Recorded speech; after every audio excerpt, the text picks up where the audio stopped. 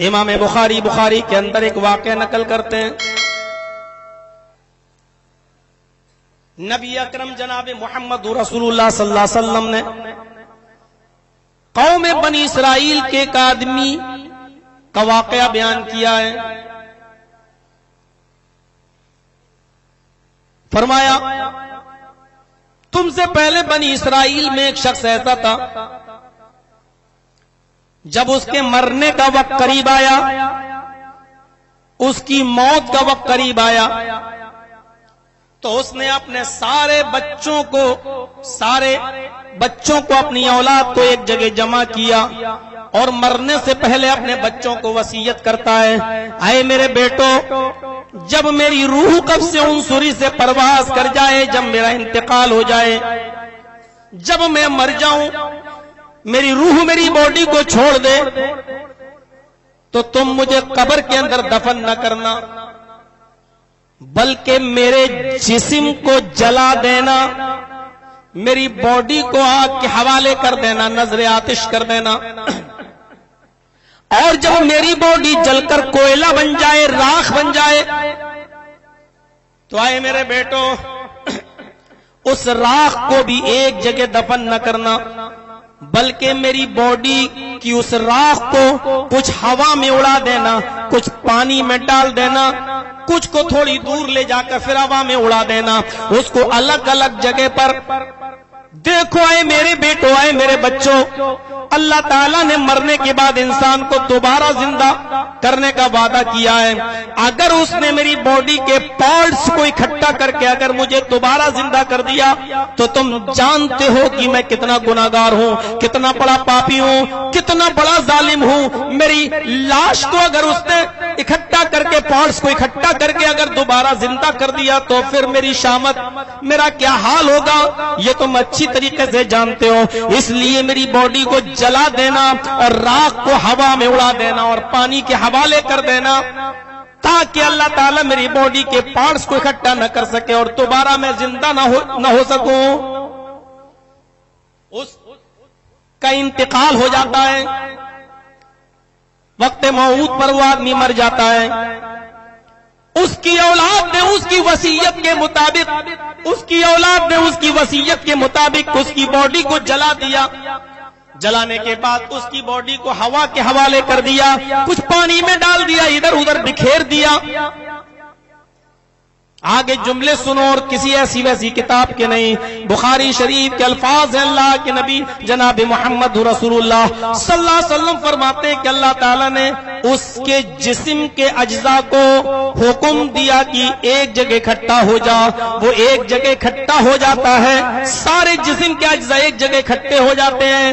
ادھر ادھر جہاں جہاں اڑ کے گئے تھے اللہ نے ایک جگہ اکٹھا کرنے کا حکم دیا، سب اکٹھا ہو جاتے ایک جگہ. اللہ نے پھر حکم دیا زندہ ہو جا. وہ آدمی زندہ ہو جاتا ہے. یہاں دیکھنے کی چیز ہے، گناہگار تھا، پاپی تھا، ظالم تھا بہت ہی زیادہ، لیکن اللہ تبارک و تعالیٰ نے اس سے پوچھا تجھے ایسا کرنے پر کس چیز نے ابھارا، تو نے اپنی اولاد کو ایسی وصیت کرنے کا حکم کیوں دیا، ایسی وصیت کیوں کی اور ایسا کرنے کا حکم کیوں دیا. وہ شخص کیا کہتا ہے، اے اللہ تیرے ڈر سے، تیرے خوف سے، اے اللہ تیرے ڈر سے، تیرے خوف سے کہیں میری باڈی کے اجزاء جمع نہ ہو جائیں. میں بہت بڑا گناہگار تھا، اس لیے میں نے سوچا کہ اگر اپنے گناہوں کی پاداش میں اگر تو نے دوبارہ زندہ کر دیا تو پھر میرا ٹھکانہ بہت برا ہوگا. اللہ رب العالمین نے فرمایا میرا بندہ بالکل ٹھیک بولتا ہے، اس نے ایسا جو کیا وہ میرے خوف کی وجہ سے، میرے ڈر کی وجہ سے. یہاں اللہ کے نبی فرماتے ہیں کہ فکر آخرت کی وجہ سے، اس کے خوف خدا کی وجہ سے، خوف اللہ کی وجہ سے، خوف الہی کی وجہ سے اللہ تعالیٰ نے اس کو بخش دیا، اللہ تعالیٰ نے اس کو جنت کا مستحق بنا دیا.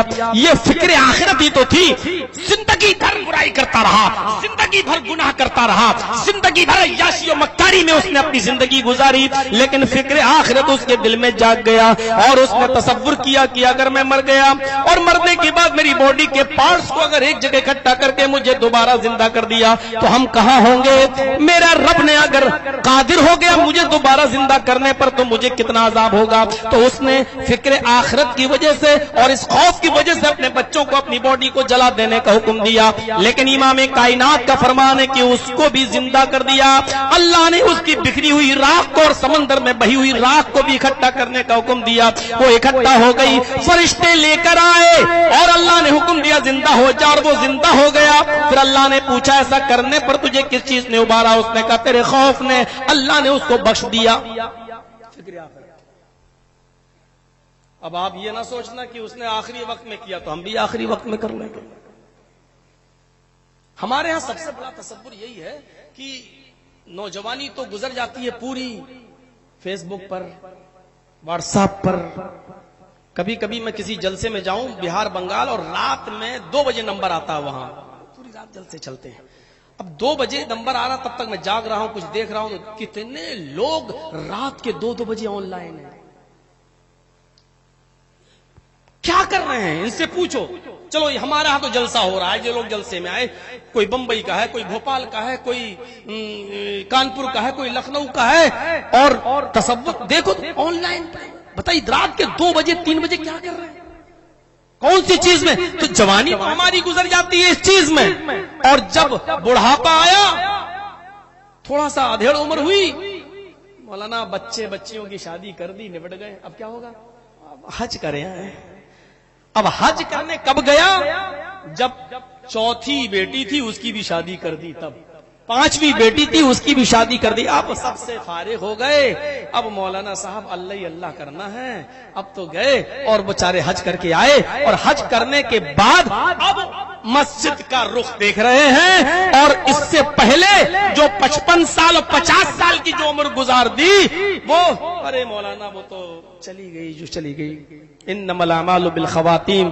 اللہ تعالیٰ نے, اللہ کے نبی نے فرمایا عمر اعمال کا دار و مدار تو آخری عمر سے ہوتا ہے. اب آخری عمر میں تو لیکن اس چیز کا کیا کیا جائے کہ ہم نوجوانی کے اندر بائک سے اور موٹر سائیکل سے ہم جا رہے ہیں, اچانک گاڑی پھسلی اور وہاں سے ٹرک آ گیا اور وہ چڑھ گیا میرے اوپر, اور 18 سال کا اور 20 سال کا وہ جوان لڑکا اسی وقت مر گیا. اس سے پوچھو میرے بھائیوں کہ یہ اچانک کیوں مرا؟ ارے یہ کیا بات ہے, آپ کیسا سوال کر رہے ہیں اچانک کیوں مرا؟ ارے موت لکھی تھی. تو اس کا کیا کیا جائے؟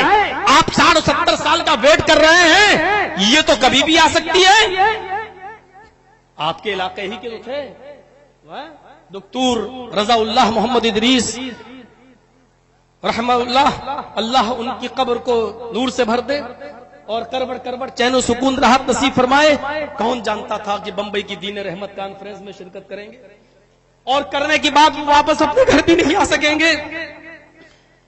قضاء و قدر کے موضوع پر ان کو گفتگو کرنے کا موقع ملے گا, اور وہ تقدیر کے موضوع پر اپنے موضوع کا حق ادا کریں گے, اور اسی جگہ پر ان کی بھی قدر آ جائے گی, ان کی بھی قضا ہوگی, اور اسی جگہ اللہ تعالیٰ ان کو بھی اپنے پاس بلا لے گا.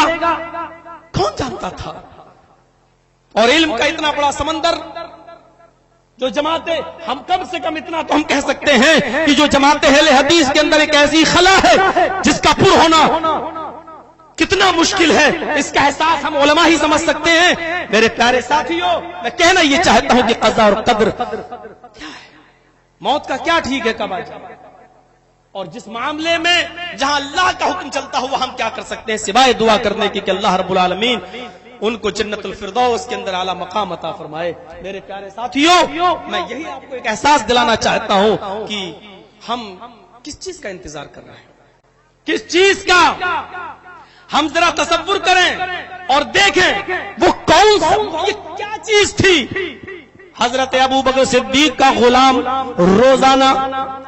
روزانہ کچھ کما کر لاتا تھا, اور حدیث کے مطابق غلام کی محنت اور کمائی کا جو ثمرہ ہوتا ہے, جو قیمت ہوتی ہے, اس کا مالک یوز کر سکتا ہے, جائز ہے اس کے لیے. وہ حضرت ابو بکر صدیق کو کچھ کما کر لاتا تھا اور اپنے مالک کو کھلاتا تھا. لیکن روزانہ ابو بکر صدیق اس سے پوچھا کرتے تھے کہ یہ بتاؤ یہ کہاں سے لائے ہو. اگر اعتبار ہوتا تھا, جان جاتے تھے کہ حلال ہے تو کھاتے تھے, اور پتہ چل جاتا تھا کہ نہیں یہ غلط طریقے سے کما کر لایا تو نہیں. ایک دن ابو بکر صدیق کو کافی بھوک لگی ہے، یہ روزانہ حلال کمائی کر کے لاتا تھا اور ابو بکر صدیق کو کھلا دیا کرتا تھا اور آپ بڑے شوق سے کھا لیتے تھے۔ ایک دن کافی بھوکے تھے، غلام کچھ کھجوریں لے کے آیا اور اپنے مالک کے سامنے رکھ دیا حضرت ابو بکر صدیق کے۔ پڑھیے بخاری شریف اور دیکھیے ابو بکر صدیق نے کھجور اٹھایا اور کھا لیا۔ حدیث میں آتا کھا لیا۔ غلام نے مسکرا کر کہا آقا میرے مالک روزانہ پوچھا کرتے تھے کہاں سے لائے ہو، اور جب یقین ہوتا تھا کہ حلال ہے تو کھاتے تھے، آج پوچھا ہی نہیں۔ انہوں نے بھی مسکرا کر جواب دیا کہ روزانہ تم حلال ہی کھلاتے تھے تو آج بھی حلال ہی لے کے آئے ہوگے۔ اس نے کہا آج ہی تو حلال نہیں تھا، سچ بتاؤ کہاں سے لائے ہو؟ تکہنتوں کے الفاظ بخاری کے اندر میں نے کہانت گڑھی تھی، میں نے کہانت گڑھی تھی۔ علامہ احسان الہی ظہیر کے جملوں میں نے ایک آدمی سے جھوٹ بولا تھا، اس کی بیوی اس کے ساتھ جا رہی تھی، اس کا پیٹ بڑا تھا، حاملہ تھی۔ میں نے اپنے اس آدمی نے اپنے دوست سے یوں کہہ دیا ماشاءاللہ تمہاری بیوی بہت جلدی ایک لڑکا پیدا کرے گی، تمہاری بیوی کو بیٹا ہوگا۔ اس آدمی نے کہا کہ تمہیں کیسے معلوم کہ بیٹا ہوگا؟ ہاں میں تو لڑکی کی چال سے پہچان لیتا ہوں کہ لڑکی ہوگی کہ لڑکا ہوگا، میں بہت پہنچا ہوا ہوں۔ اتفاق سے اس کو لڑکا ہی ہوا۔ آئے ابو بکر صدیق، آئے میرے مالک، آئے میرے آقا۔ خوشی میں وہ کھجور لے کے آیا اور مجھے بہت پہنچا ہوا سمجھنے لگا۔ ہاں اس نے کہا تھا لڑکا ہوگا تو لڑکا ہی ہوا، اور یہ کھجور اس نے مجھے دی۔ ابو بکر صدیق رضی اللہ تعالیٰ عنہ فرماتے پانی لاؤ۔ یہ کیا چیز تھی؟ انجانے میں کھا لیا، بھول چوک میں کھا لیا، ہو گئی غلطی، توبہ کر لیتے۔ اے اللہ میں نے انجانے میں کھا لیا، اور تیرے نبی کا فرمان ہے کہ میری امت سے بھول چوک اور خطا نسیان اٹھا لیا گیا، بھول چوک اٹھا لی گئی، تو پھر کیا بات ہے؟ لیکن نہیں، جتنی طاقت ہے اتنا تو ڈرے، واتقوا اللہ ما استطعتم، جتنی استطاعت ہے اتنا تو ڈرے۔ پانی لاؤ، پانی لایا گیا۔ حضرت ابو بکر صدیق نے پیٹ بھر کے پانی پیا۔ حدیث کے الفاظ ہیں، یہ 3 انگلیاں انہوں نے اپنے حلق کے اندر ڈالی، قے کیا، تھوڑا سا نکلا، پھر پانی پیا، پھر قے کیا، اور پھر کچھ نکلا، پھر پانی پیا اور پھر قے کیا۔ حدیث کے الفاظ تو یہ ہیں اس وقت تک وہ قے کرتے رہے اور پانی پیتے گئے جب تک کہ یقین غالب نہیں ہو گیا کہ جتنی کھجور میں نے کھائی تھی اتنی نکل گئی ہوگی۔ اس واقعے کو ہم کہاں سنا رہے ہیں اور اس واقعے کی روشنی میں ہم کہاں کھڑے ہیں؟ تصور کر، پوری کھجور نکال دی، اور اس کے بعد جو جملے کہے وہ جملے یہ تھے کہ جب کوئی شخص حرام کا ایک لقمہ کھاتا ہے، جو شخص حرام کا ایک لقمہ کھاتا ہے، اللہ تعالیٰ اس کے دل کے اوپر ایک سیاہ نقطہ بٹھا دیتا ہے، ایک سیاہ نقطہ رکھ دیتا ہے۔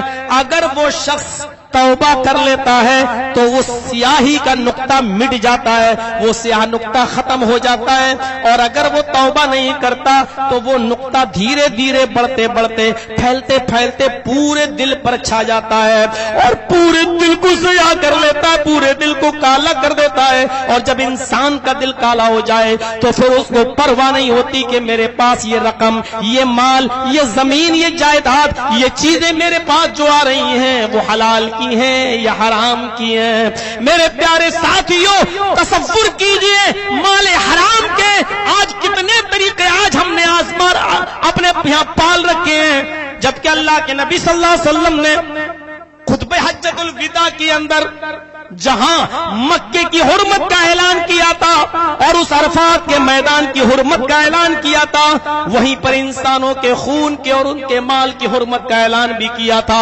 ان دماءکم واموالکم حرام علیکم کحرمت یومکم ھذا فی شہرکم ھذا فی بلدکم ھذا۔ لوگوں، تمہارے اوپر آپس میں مسلمانوں کا خون اور مسلمانوں کا مال حرام ہے، جیسے آج کا یہ شہر، آپ کا یہ شہر مکہ قابل احترام ہے، جیسے تمہارا یہ عرفہ کا دن، یہ 9 تاریخ کو عرفہ کا میدان قابل احترام ہے، جس طریقے سے یہ شہر قابل احترام ہے، جس طریقے سے یہ مہینہ ذی الحجہ کا قابل احترام اور عزت والا ہے، اسی طریقے سے تمہارے اوپر آپس میں تمہارے مال عزت و احترام والے ہیں، تمہارے خون عزت و احترام والے ہیں۔ پھر آپ غور کرو، ساری زندگی ایک مسلمان کے خون کا احترام ہی بتاتے گئے اور یہاں تک کہتے گئے، فرمایا یجیء المقتول بالقاتل یوم القیامہ۔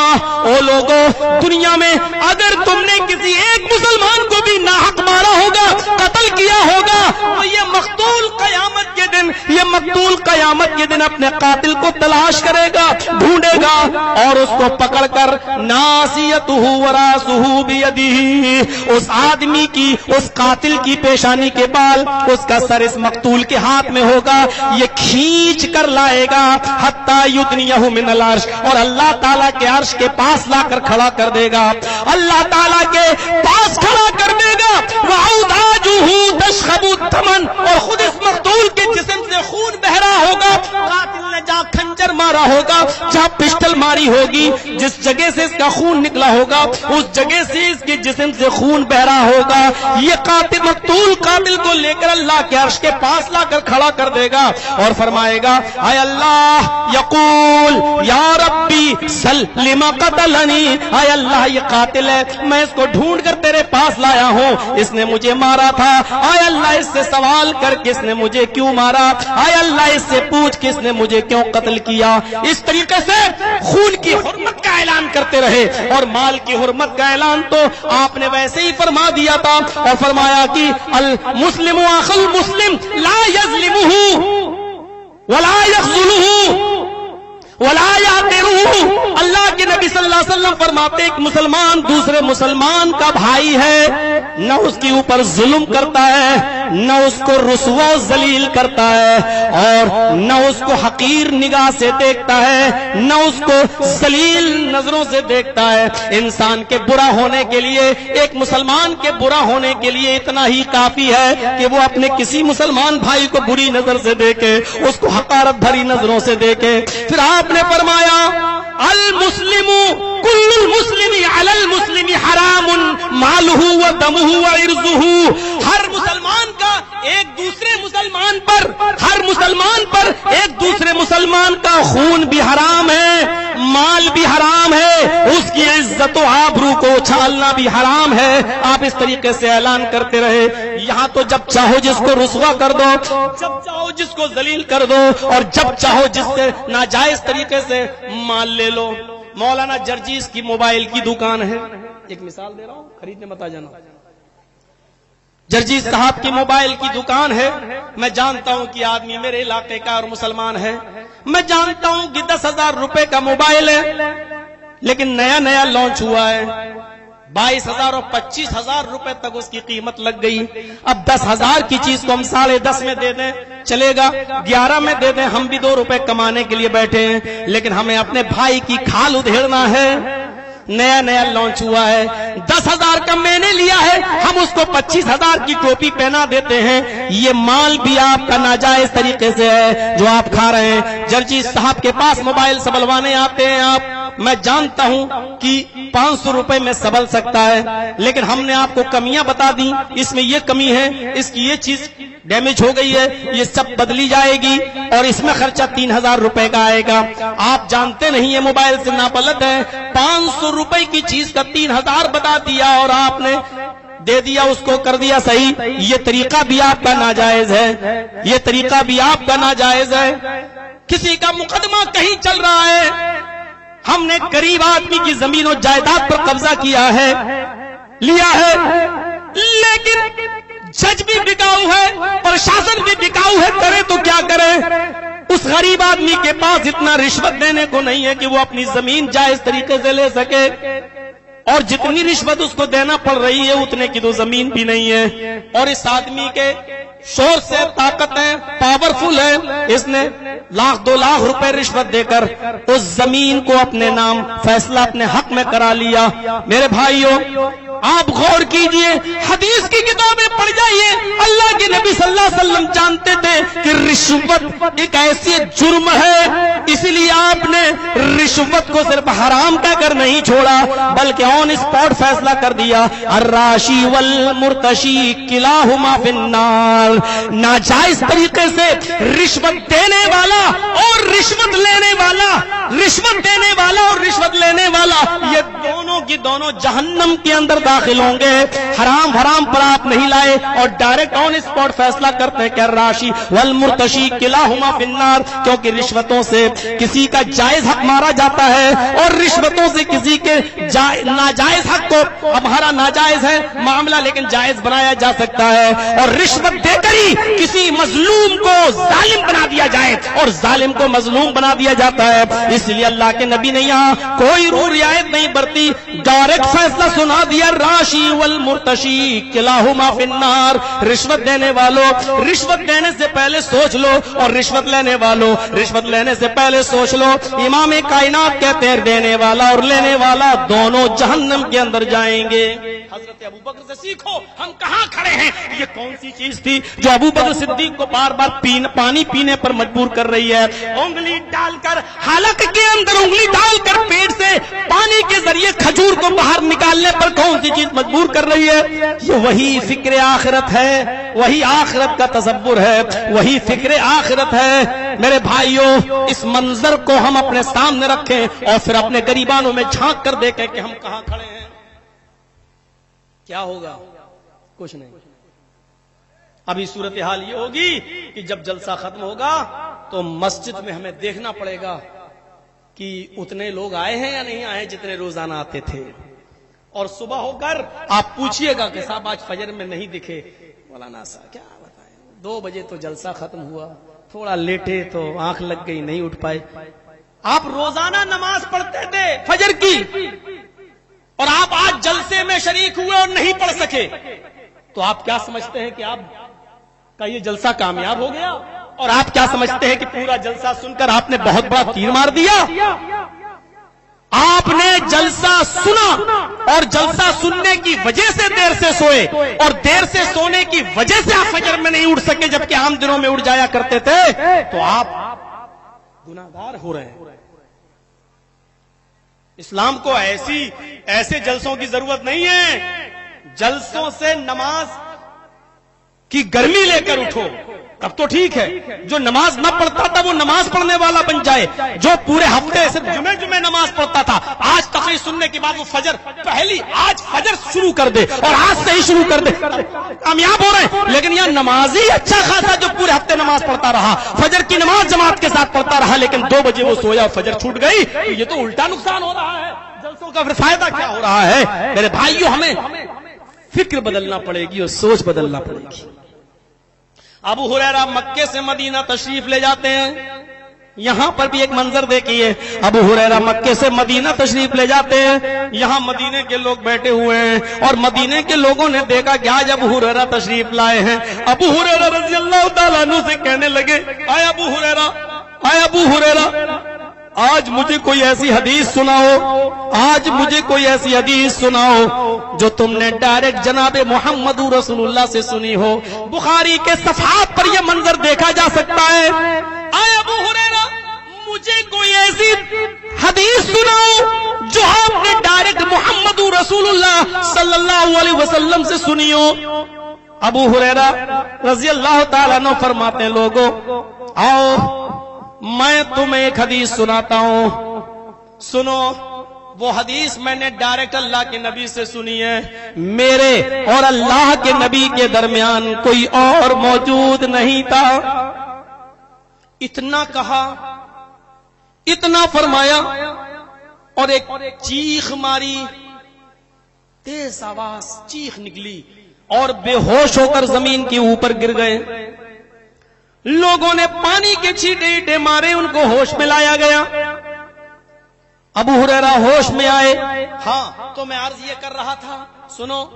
اور ابو ہریرہ رضی اللہ تعالیٰ عنہ پھر بولے گویا ہوئے کہ لوگوں تم حدیث سننا چاہتے ہو, اور وہ حدیث سننا چاہتے ہو جس کو میں نے اللہ کے نبی سے سنا.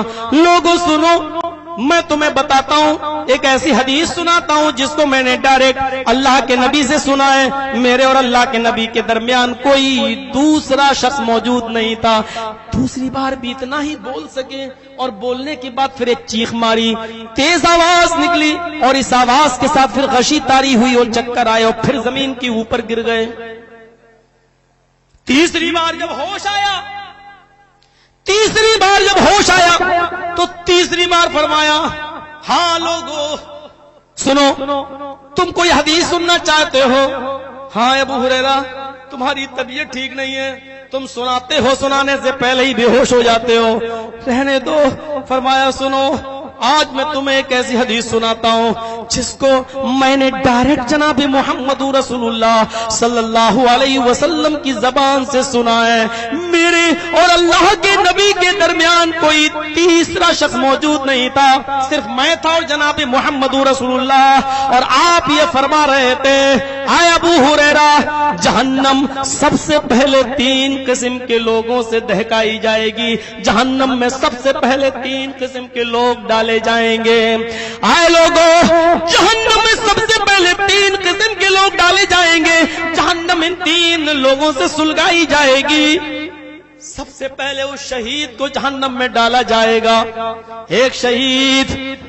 دوسرا امیر دولت مند جس نے دکھاوا کر کر کے لوگوں کو دکھا کر ریا نمود کے ساتھ اور تکبر کے ساتھ صدقہ و خیرات کیا ہوگا, وہ امیر. اور تیسرا عالم قرآن, عالم حدیث. یہ 3 لوگوں سے جہنم سلگائی جائے گی.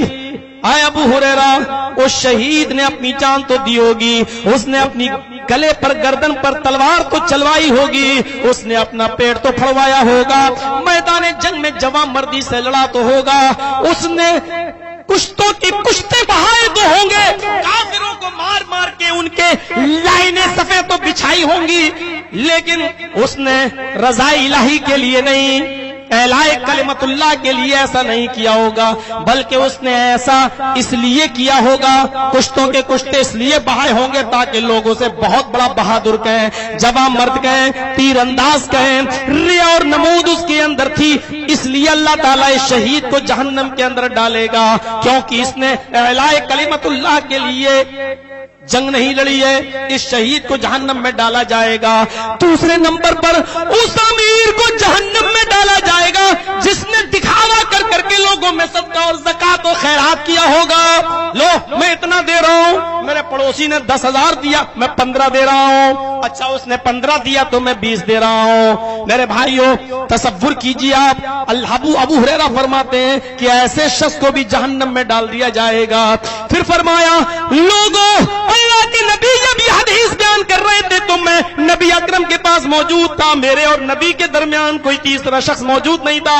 آپ نے تیسری چیز فرمائی, عالم قرآن عالم حدیث کو جہنم میں ڈالا جائے گا, اس لیے کہ اس نے لوگوں کو دکھانے کے لیے اور اپنا فن لوگوں پر ظاہر کرنے کے لیے تکبر کے ساتھ اس نے لوگوں کو پرچار کیا ہوگا, دعوت و تبلیغ کی ہوگی. اس لیے نہیں کہ لوگ باعمل بن جائیں, اس لیے نہیں کہ اللہ کی ہم مجھے اس دعوت و تبلیغ کا ثواب دیا جائے, بلکہ اس لیے کہ لوگ اسے بہت بڑا مقرر کہیں, بہت بڑا خطیب کہیں, بہت بڑا رائٹر کہیں, مصنف کہیں, بہت بڑا مدرس کہیں.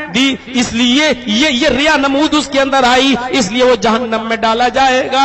اور میں بار بار بے ہوش ہو کے زمین کے اوپر اس لیے گر رہا ہوں کہ تم لوگوں میں سب سے زیادہ نبی سے حدیث کے متعلق سوال جواب میں ہی کرتا ہوں اور نبی کی حدیثیں میں ہی پہنچاتا ہوں. لوگوں مجھے ڈر لگتا ہے کہ کہیں ابو ہریرہ بھی قیامت کے دن اسی صف میں کھڑا نہ کر دیے جائیں, مجھ سے بھی اسی صف میں کھڑا نہ کر دیا جائے. اللہ تعالیٰ میرے دل کے اندر بھی ریا نمود پیدا نہ فرما دے.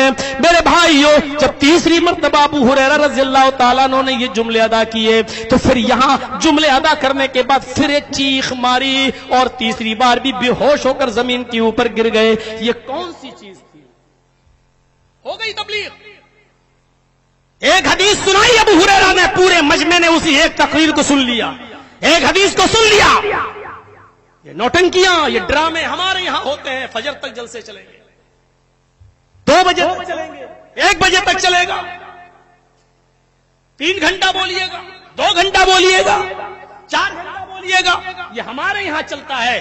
وہاں نہ کوئی پریشر تھا، نہ کوئی دباؤ تھا. وہاں تھا تو اخلاص تھا. بولنے والا بھی مخلص تھا اور سننے والے بھی مخلص تھے. اور تصور کیجئے کہ ابو ہریرہ رضی اللہ تعالیٰ عنہ، نعوذ باللہ، یہاں بیٹھے ہوئے جتنے مسلمان ہیں، کیا یہ تصور کر سکتے ہیں کہ ابو ہریرہ کے اندر بھی تکبر آ سکتا ہے؟ کیا وہ بھی گھمنڈ میں سب سے زیادہ حدیثیں انہوں نے سنائی، ان کو تکبر تھا؟ نعوذ باللہ. ہماری زبان کٹ کے گر جائے اگر ابو ہریرہ رضی اللہ تعالیٰ عنہ کے بارے میں ہم ایسا جان بوجھ کر سوچ بھی لیں. لیکن فکر آخرت کیا تھی، ڈر کیا تھا، اور آخرت کا تصور کیا تھا؟ لوگوں، تو میں سب سے زیادہ حدیثوں کو بیان کرنے والا میں ہی ہوں، حدیثوں کو پوچھنے والا میں ہوں، نبی اکرم سے سوال جواب کرنے والا میں ہوں، اور سوال جواب کر کے میں ہی تم کو سب سے پہلے بتاتا ہوں. مجھے ڈر لگتا ہے کہیں اس صف میں مجھے کھڑا نہ کر دیا جائے. ایسا نہ ہو کہ اللہ تعالیٰ قیامت کے دن یہ نہ کہہ دے کہ ابو ہریرہ تو نے سب سے زیادہ اس لیے بیان کی حدیثیں کہ تاکہ لوگ تجھے بہت بڑا حدیثوں کا بیان کرنے والا کہیں، جاؤ جہنم کے اندر. تیسری بار چیخ مارتے ہیں اور بے ہوش ہو کے زمین کے اوپر گر جاتے ہیں. صحابہ کی فکر آخرت یہ، اور حدیث بیان کرنے سے پہلے انہوں نے ایک منظر یہ باندھا. اور ان واقعات کی روشنی میں ہم کہاں کھڑے ہیں؟ ہم نہیں کہہ رہے ہیں کہ ہم ویسا بن پائیں گے، لیکن ہم یہ تو سوچیں کہ ان واقعات کی روشنی میں ہم کہاں کھڑے ہیں اور کیسے لگ رہے ہیں. ہمارے اندر کتنی فکر آخرت ہے، کتنی فکر آخرت. جو صورتحال ہے آپ دیکھیے، فکر آخرت کہاں ہے، کیا ہے؟ علماء کے سامنے بیڑیاں پی جانے لگے، سگریٹ پی جانے لگے. اور جب پوچھا جائے کہ بھائی بڑے بڑے علماء یہاں بیٹھے ہیں اور تم بڑی بیعت بھی کر رہے ہو، تو آپ بیڑی بھی پیتے جائیں اور ہنس کے کہیں کہ بڑے بڑے مولوی بھی پیتے ہیں، ہم نے پی لیا تو کیا ہے؟ یہ آپ کا جواب رونگ ہے. آپ نے ماڈل یا آئیڈیل علماء کو بنایا ہے. اسلام شروع سے کہہ رہا ہے کہ علماء آئیڈیل نہیں ہوتے ہیں، علماء نمونہ نہیں ہوتے ہیں. علماء جو بیان کر رہے ہیں کتاب و سنت کی روشنی میں ان کو دیکھو. ڈاکٹر ذاکر نائک بار بار ایک ہی پیغام دیتے رہے کہ مسلمانوں کو دیکھنا ہے، اگر اسلام کو دیکھنا ہے تو مسلمانوں کو مت دیکھو، قرآن و حدیث دیکھو. قرآن دیکھو، حدیث دیکھو. قرآن پڑھو گے اور حدیث سمجھو گے تو سمجھ میں آئے گا کہ اسلام کیا ہے. مسلمانوں کے حالات پر نظر ڈالو گے اور اسلام کو سمجھنے کے لیے مسلمانوں کو دیکھو گے تو تم کبھی بھی اسلام کی صداقت تک نہیں پہنچ پاؤ گے. بقول اس رائٹر کے جس نے پوری دنیا گھومی اور پوری دنیا گھومنے کے بعد وہ اس نتیجے پر پہنچتا ہے، اس نے کہا میں نے اسلام کا مطالعہ کیا، یہودیت کا کیا، عیسائیت کا کیا، دنیا میں بڑے بڑے جتنے مذاہب ہیں میں نے ہر مذہب کی اسٹڈی کی. میں نے 35 سال مطالعے میں لگا دیا، ادیان کا مطالعہ کرنے میں صرف کر دیا. اور ادیان کا مطالعہ کرنے کے بعد، مذاہب کا مطالعہ کرنے کے بعد جب میں نے دنیا کی سیر کی تو میں اس نتیجے پہ پہنچا کہ اگر کوئی مجھ سے یہ کہے کہ بتاؤ دنیا کا سب سے اچھا مذہب کون ہے، تو میں کہوں گا کہ وہ اسلام ہے، میں کہوں گا کہ وہ اسلام ہے. لیکن اگر پوچھنے والا یہ پوچھے کہ پوری دنیا کی تم نے سیر کی تو یہ بتاؤ دنیا کی تمہیں سب سے بدتر قوم کون سی نظر آئی، تو میں برجستہ یہ کہوں گا کہ سب سے بہتر مذہب تو اسلام ہے، لیکن دنیا کی بدترین قوموں میں سب سے بدتر کوئی قوم ہے تو وہ قوم مسلم ہے. مجھے اس رائٹر کے اس آئیڈیالوجی پر کوئی اعتراض نہیں ہے. اس نے اسلام کی تعریف کی ہے، اس لیے مجھے اعتراض نہیں ہے. اور بدترین قوم مسلم بتائی ہے، مجھے اس پر بھی کوئی اعتراض نہیں ہے، کیونکہ جمہوریت اسی کا نام ہے. سچائی سنو اور سچائی سننے کا جذبہ اپنے اندر پیدا کرو. یہی جمہوریت ہے، یہی سیکولرزم ہے. کتنے پرچے میرے پاس آئے اور کتنی باتیں صبح سے گئی، جبکہ موضوع مجھے دیا گیا فکر آخرت، لیکن پھر بھی کچھوں کے مارے گئے. مولانا صاحب ایسا ایسا ماحول ہے, کیا کیا جائے؟ صرف آپ کی بستی کا نہیں, یہ ماحول اب تقریباً ہندوستان کے ہر شہر کا ہو چکا. مولانا صاحب ہمارے یہاں کی لڑکیاں کالج میں جاتی ہیں پڑھنے, اعظم گڑھ, سٹھیاؤں, ادھر ادھر کہاں, اور وہاں غیر مسلم لڑکوں کے ساتھ ان کے افیئر چل رہے ہیں. کینٹین پہ بیٹھ کے چائے پی جاتی ہے. آپ کیوں باندھ رہے ہیں مولانا جرجیز کو؟ آپ کے علاقے کی لڑکیاں, آپ نے موضوع دیا ہوتا بے پردگی, بے حیائی یا اصلاح معاشرہ, تو اس پر روشنی ڈالی جاتی. لیکن یہ صرف سٹھیاؤں کا معاملہ نہیں ہے, اعظم گڑھ کا, مبارک پور کا معاملہ نہیں ہے, یہ اب ہر شہر کا ایک رونا ہو چکا ہے. میڈیا دیکھیے, آپ سوشل میڈیا پہ جائیے, باقاعدہ پلاننگ ہو چکی ہے کہ ان کے اتنے گھروں کی لڑکیوں کو اپنے گھر کی بہو بنانا ہے. آپ بیٹھے ہیں, آپ سوچ رہے ہیں یہ دن تو دیکھنا تھے, اور کیوں نہیں دیکھیں گے؟ کو ایجوکیشن کے جو نقصانات محمد رسول اللہ نے 1400 سال پہلے بتا دیے تھے, آپ کیسے آنکھ بند کر کے بیٹھے رہ سکتے ہیں؟ یہ چیز تو امام کائنات نے 1400 سال پہلے بتا دی تھی.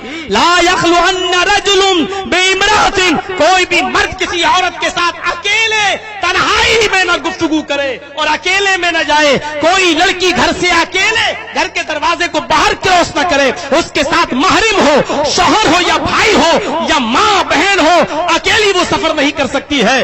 یہاں تو باقاعدہ ہماری لڑکیاں ان اسکولوں میں اور کالجوں میں پڑھ رہی ہیں جہاں لڑکے اور لڑکیاں بیٹھ کر ایک ساتھ تعلیم حاصل کر رہے ہیں, اور باپ اپنی بیٹیوں کے ہاتھ میں جب موبائل دے گا, اینڈرائڈ موبائل دے گا, فیس بک اور میسنجر اور واٹس ایپ چلانے والا موبائل دے گا, تو یہ دن تو آپ دیکھیں گے اور دیکھنا پڑے گا, کیونکہ ان دنوں کی پیشین گوئی محمد رسول اللہ نے 1400 سال پہلے کر دی تھی. کہاں کھڑے ہیں ہم اور کس جگہ کھڑے ہیں؟ ایسی اسکولوں میں اور ایسی یونیورسٹیوں میں پڑھنے والی لڑکیاں مجرم نہیں ہیں, ان کو ایسی یونیورسٹی میں پڑھانے والے ماں باپ بھی مجرم ہیں, اور وہ بھائی بھی مجرم ہیں, اور برابر کے جرم میں شریک ہیں. ان کو نظر انداز نہیں کیا جا سکتا ہے. وہ نسلیں کہاں سے پیدا ہوں؟ موطا پڑھیے امام مالک کی, ایک صحابیہ کے گھر میں جب بچہ پیدا ہوتا ہے, وہ جب پیشاب کرتا تھا تو اس کی ماں اس کی شرمگاہ پر پانی کا برتن ڈال دیا کرتی تھی. وہ بچہ جب پہلا دن ہوا, اپنے پیروں کے بل چلنے کے لائق ہوا, اور پہلا دن تھا چلنے کا, پہلا دن تھا, اس بچے کو جب پیشاب لگا تو اس نے چھوٹا سا پانی کا مٹی کا برتن لیا اور ایسے ہی اٹھایا. وہ چھوٹا سا بچہ پانی کا چھوٹا سا برتن ہی اٹھا پائے گا. اس نے پانی اس میں لیا اور اپنے آپ جانے لگا. اس کی ماں اس کو دیکھ رہی ہے. اس بچے نے جیسا تیسا پیشاب کرنا چاہ کر لیا اور پانی ایسے ہی اپنے شرمگاہ پہ ڈالنے لگا جیسے اس کی ماں ڈالتی تھی. ماں یہ منظر دیکھ کر مسکرا رہی ہے. میرے بھائیوں, ماں اپنے آپ کو کامیاب سمجھ رہی ہے کہ میں اپنے مقصد میں کامیاب ہو گئی, میں جو تربیت دینا چاہتی تھی وہ میں نے تربیت دے دی. اب یہ میرا بچہ جب بڑا ہوگا تو اب اس کو یہ کہنے کی ضرورت نہیں کہ بیٹے پانی لے کر استنجا کرنے جاؤ. یہ بچہ خود پانی لے کر اب استنجا جانے لگا تو بڑا ہوگا یہی دماغ اس پہ اس کے بیٹھے گا, اور بچپن میں پڑھائی ہوئی چیزیں اور سکھائی ہوئی چیزیں بچوں کے ذہن پر ایسے نقش ہو جاتی ہیں جو مٹنے کا نام نہیں لیتی ہیں. ماں اپنے آپ کو کامیاب سمجھ رہی ہے. ہیپی برتھ ڈے منانے والے اپنے آپ کو کامیابی کے کون سے معراج پہ اپنے آپ کو سوار کیے ہوئے, بی اے اور ایم اے جن کے بچوں نے آج کر رکھا ہے اور پی ایچ ڈی جن کے بچوں نے آج کر رکھا ہے, اور ان کو بھی دیکھو تو ساری پڑھائیاں انہوں نے پڑھ لی ہے, لیکن پینٹ کی چین کھول کر آج سڑکوں پر وہ ایسے پیشاب کرتے ہیں کہ کتا بھی پیشاب کرتا ہوگا تو اس کو اس سے زیادہ تہذیب ہے, اس لیے کہ وہ ایک پیر اٹھا لیتا تاکہ چھینٹے نہ آئے. ہماری یہ پڑھی لکھی نسل, یہ کو ایجوکیشن میں پڑھنے والی نسل, یہ انگریزی تعلیم ابراہیم کے دل دادا معاف کیجئے گا اس سے بھی برے طریقے سے آج پیشاب کر رہے ہیں کہ پانی پیشاب کے چھینٹے آ رہے ہیں. میرے بھائیوں میں ایجوکیشن کو اور ماڈرن تعلیم کو برا نہیں کہہ رہا ہوں, نظریات اپنے بدلیے, لڑکیوں کو ایسے اسکول میں بھیجیے یا ایسے کالجز میں بھیجیے جو صرف لڑکیوں سے تعلق رکھتا ہو اور جہاں باقاعدہ آپ کا اہتمام ہو, بھائی چھوڑنے جاتا ہو بھائی لینے آتا ہو, جہاں کو ایجوکیشن ہوگی لڑکے لڑکیاں ایک ساتھ بیٹھ کر آئیں تو ایسا ہو ہی نہیں سکتا ہے کہ آپ یہ تصور کر لیں کہ میری بہن بالکل ٹھیک, میری بیٹی بالکل ٹھیک. غور کرو میرے بھائیوں, حضرت عائشہ صدیقہ کی جن کی پاک دامنی کا اعتراف عرش والے نے کیا ہے اور سورہ نور میں جن کی برات و پاک دامنی پر 18 آیتیں نازل کی ہیں, حضرت عائشہ بھی اس الزام سے نہیں بچ سکی ہیں. تو ہماری اور آپ کی بیٹیاں کون ہوتی ہیں اور کس کھیت کی مولی ہیں؟ میرے بھائیوں تصور کریں کہ ہماری بیٹیوں پر آج کیوں نہیں آئے گی. ہم کیوں نہیں تصور کرتے ہیں اور ہم کیوں نہیں چلتے حضرت عائشہ کی سیرت طیبہ کی طرف؟ ہماری ماں اور بہنوں کے لیے اور بیٹیوں کے لیے تو عائشہ صدیقہ کی زندگی آئیڈیل ہے اور ماڈل اور نمونہ ہے. کیوں نہیں؟ کہاں ہم پڑے ہیں اور کہاں ہم جا رہے ہیں؟ میرے پیارے ساتھیوں, ذرا تصور کریں آپ, یہ کون سا جذبہ تھا اور ابو بکر صدیق کو یہ کون سی چیز یہاں تک لے آئی؟ اللہ کے نبی کے پاس بیٹھے ہیں اور بخاری شریف کا یہ منظر, یہ چیپٹر ہے, آپ دیکھیے بخاری شریف کے صفحات پر یہ منظر دیکھا جا سکتا ہے. اداس ہے, کہا اللہ کے نبی آج مجھے آپ سے کچھ سیکھنا ہے. کیا سیکھنا ہے؟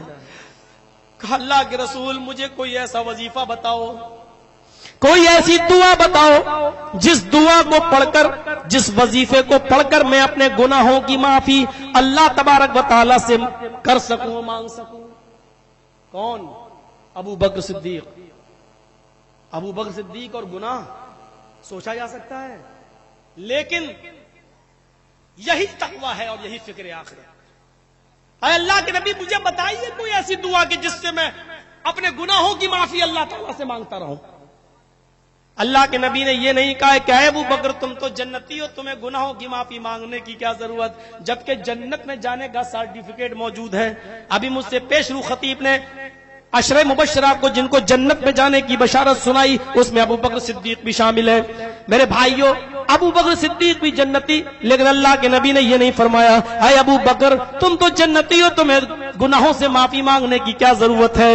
یہ ایک معلم کا کام ہوتا ہے, ایک شاگرد کا کام کیا ہے؟ اے اللہ کے نبی مجھے کوئی ایسی دعا بتائیے جس دعا کو پڑھ کر میں اپنے گناہوں کی معافی اللہ تبارک و تعالیٰ سے مانگتا رہوں, کرتا رہوں.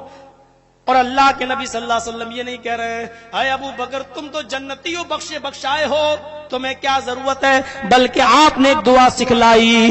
ابو بکر بیان کرتے ہیں علمنی رسول اللہ صلی اللہ علیہ وسلم دعاء, اللہ کے نبی نے مجھے ایک دعا سکھلائی اور فرمایا اے ابو بکر تم اس دعا کو پڑھتے رہا کرو, اللہم انی ظلمت نفسی ظلما کثیرا ولا یغفر الذنوب الا انت فاغفر لی مغفرۃ من عندک وارحمنی انک انت الغفور الرحیم. بخاری کے صفحات پر یہ حدیث دیکھی جا سکتی ہے. اللہ کے نبی صلی اللہ علیہ وسلم فرماتے ہیں ابو بکر تم اس دعا کو اپنا وظیفہ بنا لو, اس دعا کو پڑھ کر اپنے گناہوں کی معافی مانگو.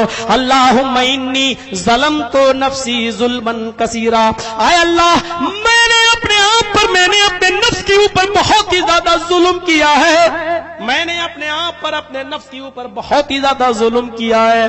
ولا یغفر الذنوب الا انت, اور میرے ان گناہوں کو تیرے علاوہ کوئی معاف نہیں کر سکتا.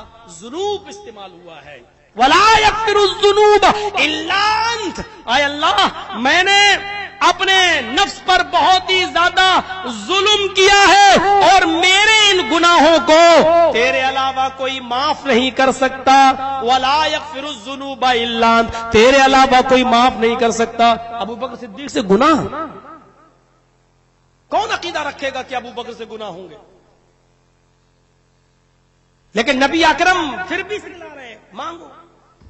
یہ ہمارے اور آپ کے لیے پیغام ہے کہ جب ابو بکر صدیق جن سے گناہوں کا امکان نہیں ہے، جب وہ اپنے گناہوں کی معافی نہ کرتا، گناہوں پر معافی مانگ سکتے ہیں اور توبہ کر سکتے ہیں، تو پھر ہمیں اور آپ کو اپنے گناہوں پر کتنی توبہ کرنی چاہیے۔ اللہم انی ظلمت نفسی ظلما کثیرا، اور یہ نہیں کہہ رہے ہیں کہ میں نے ظلم کیا، ظلما کثیرا بہت زیادہ ظلم، یہ نہیں کہہ رہے کہ میں نے گناہ کیا بہت زیادہ گناہ، ولا یغفر الذنوب، اور ذنب کی جمع ذنوب، میرے گناہوں کو تیرے علاوہ کوئی معاف نہیں کر سکتا۔ کون معاف کرے گا؟ ولا یغفر الذنوب الا انت، صرف تو ہی معاف کر سکتا ہے۔ فاغفر لی مغفرۃ من عندک، اپنے رحم و کرم سے اللہ تو مجھے معاف کر دے۔ یہ نہیں کہہ رہے میری نمازوں کے عوض بخش دے، میرے روزوں کے بدلے میں بخش دے، میں نے اتنے حج کیے اس کے بدلے میں بخش دے، میں نے اتنی عبادت کی اللہ میری عبادت کے بدلے میں۔ کسی کی عبادتیں کیا اتنی زیادہ ہے کہ اللہ کے احسان کو ادا کر دیں؟